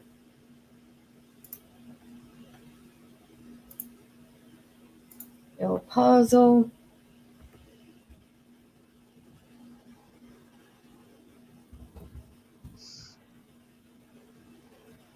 The El Paso what? Pasolera.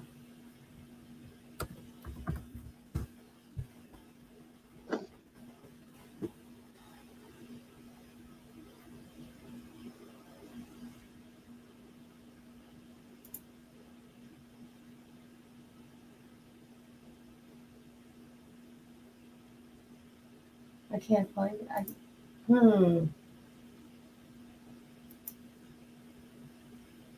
There we we go. See if I can find it.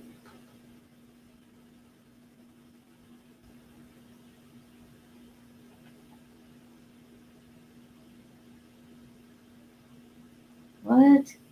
Dissolved 600 people.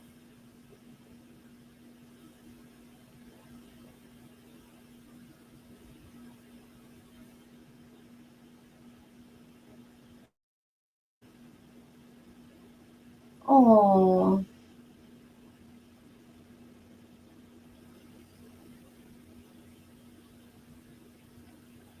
Well, that person sounds scary, Alma.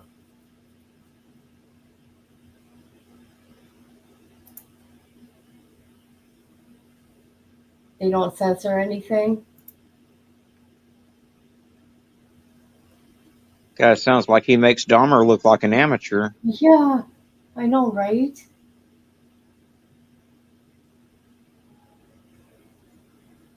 $600 bodies.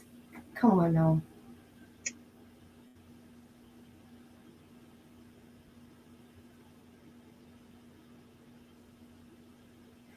Let me see something here.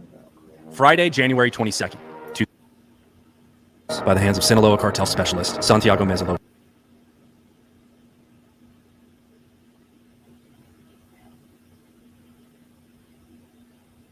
I'm not going to do it because I don't know. People like to come after people.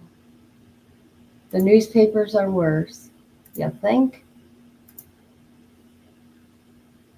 Are you going to go visit there? Huh, Alma?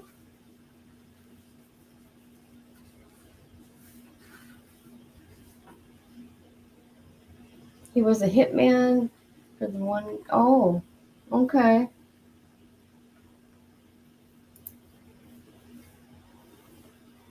That's crazy. Yeah, I like that the news in Mexico doesn't censor.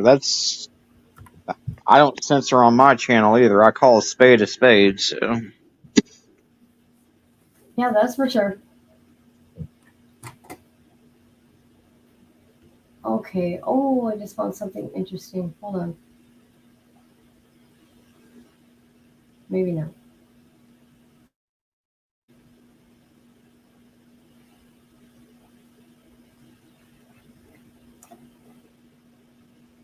Cartel the most dangerous man.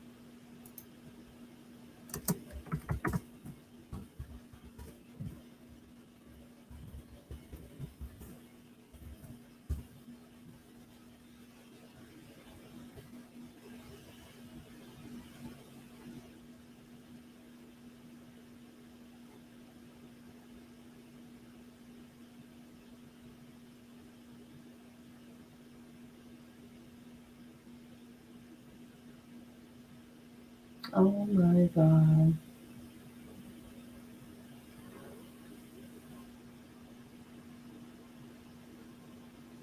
No. Okay. We'll watch this one here real quick and then I'm done. I'm done.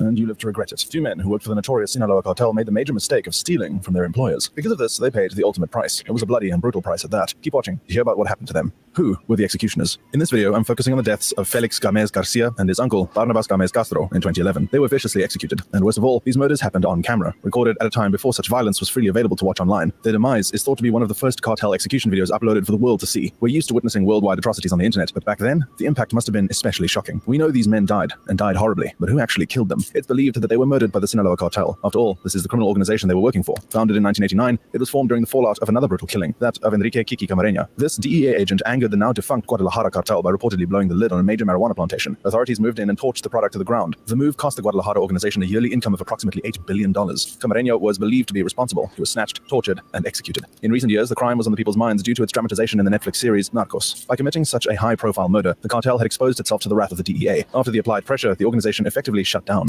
and splintered off into various groups. One of these was the powerful Sinaloa cartel. Camareña's killing was a turning point of sorts in the war on drugs. The gang had crossed the line. This appalling story also spelled out, in no uncertain terms, what happened to those who crossed these dangerous individuals and their foot soldiers. Lawmen were on the hit list, but so was anyone who caused the Sinaloa harm. Some cartel members were desperate or misguided enough to believe they could take something from their employers and get away with it, which brings me to talking about who we see in this terrible video, the victims. As I said earlier, the men who died here were a nephew and uncle, Felix Gomez Garcia and Barnabas Gomez Castro. We know they are connected to the Sinaloa cartel because Felix apparently worked for El Cholo, or Orso Castellum, security chief of the organization. El Cholo was a top figure in the cartel, with its leader Joaquin El Chapo Guzman behind bars. Now, these executions were carried out partly due to punishment and partly because Sinaloa wanted to warn others not to mess with them. Felix and Barnabas delivered just such a warning themselves, albeit under duress, telling the viewer not to steal from the cartel, otherwise you would face the inevitable and violent consequences. Anyone watching is also warned not to tell people about private cartel business. You'd assume from what is being said here that the Gomezes stole from the cartel, but is it the Sinaloa cartel who are actually the ones interrogating the pair on camera? I can't say, of course, because there's only limited information available on the background of the video. What we witness is brutal and to the point, no doubt about that. Although the Sinaloa are mentioned, some have speculated that this is perhaps a rival cartel who have captured and killed them. One of the most interesting moments, if interesting is the right word to use here, is when Barnabas describes the money he was paid by the cartel for doing a job. This was an astonishingly small amount, $21. Can you believe how small this amount is? Being in that situation and working for peanuts, I can't imagine what effect that would have on a person. Did these two decide to take something off the top for themselves? Bearing in mind they were potentially risking their lives for very little reward. Barnabas states that he and Felix's lives are worth nothing because they got involved with the Sinaloa cartel. This and the declaration about the poor rate of pay is seen as a bold statement to make in front of men who are going to kill them. For some, it supports the idea that this is not the Sinaloa, as he might not say something like this in front of people who respect El Chapo. Either that, or he felt like he had nothing to lose. Another thing I should point out is the men's general behavior during the video. If someone is sitting there waiting for the end, you'd think that panic would set in. Instead, the nephew and his uncle are seemingly resigned to their grisly fate. They may have been drugged, as some have suggested. Either way, they're about to undergo a horrible ordeal. They appear to have already been roughed up, and worse is to come. Much, much worse. The gruesome deaths. I'm about to describe the deaths of Felix Gomez Garcia and Barnabas Gomez Castro. Why am I doing this when I could just play the video? Well, it would be easy for me to do that, but I wouldn't want to subject you to such harrowing material. As those who've watched the video can tell you, once you've seen it, you never forget it. And I'm sure deep down, you don't want that kind of image in your mind. Also, these poor men have been through enough without their final moments being shown for people's education and entertainment. You've seen the title of this video that the Sinaloa cartel used chainsaws on their victims. They were going to use one to behead Barnabas Gomez Castro, his death being the quicker of the two. This could be because he wasn't directly involved, as Felix was. Barnabas reportedly says on the video that he started working with the Sinaloa through his nephew. So, while by their reckoning he had to die, it didn't have to be drawn out. That's my thinking anyway. However it happened, the way Barnabas left this world is absolutely horrific. I'm not going to show you anything graphic, but please be advised, the details are truly shocking. An anonymous cartel member wearing what looks to be combat gear walks into frame holding a chainsaw. As Barnabas steels himself for the end, the executioner puts the moving blade to his neck and takes it off his shoulders in 3 strokes. The first draws a lot of blood,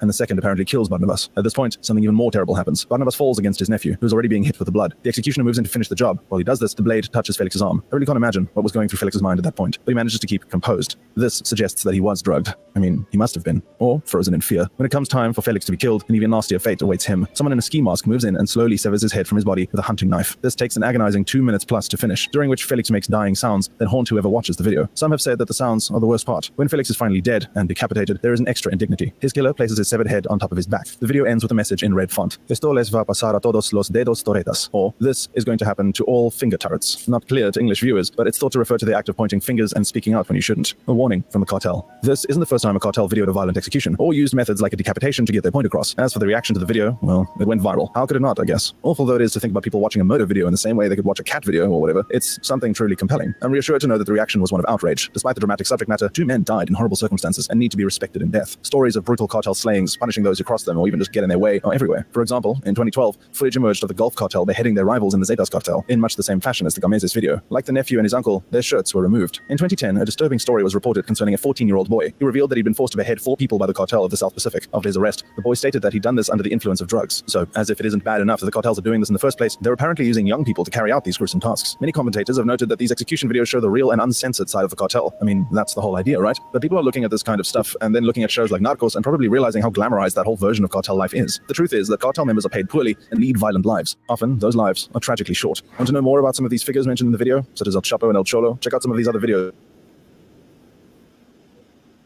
Scary.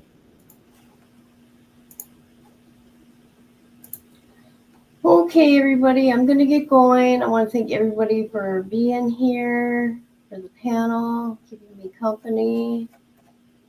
And see you guys soon. Love you all. Love you, Puck.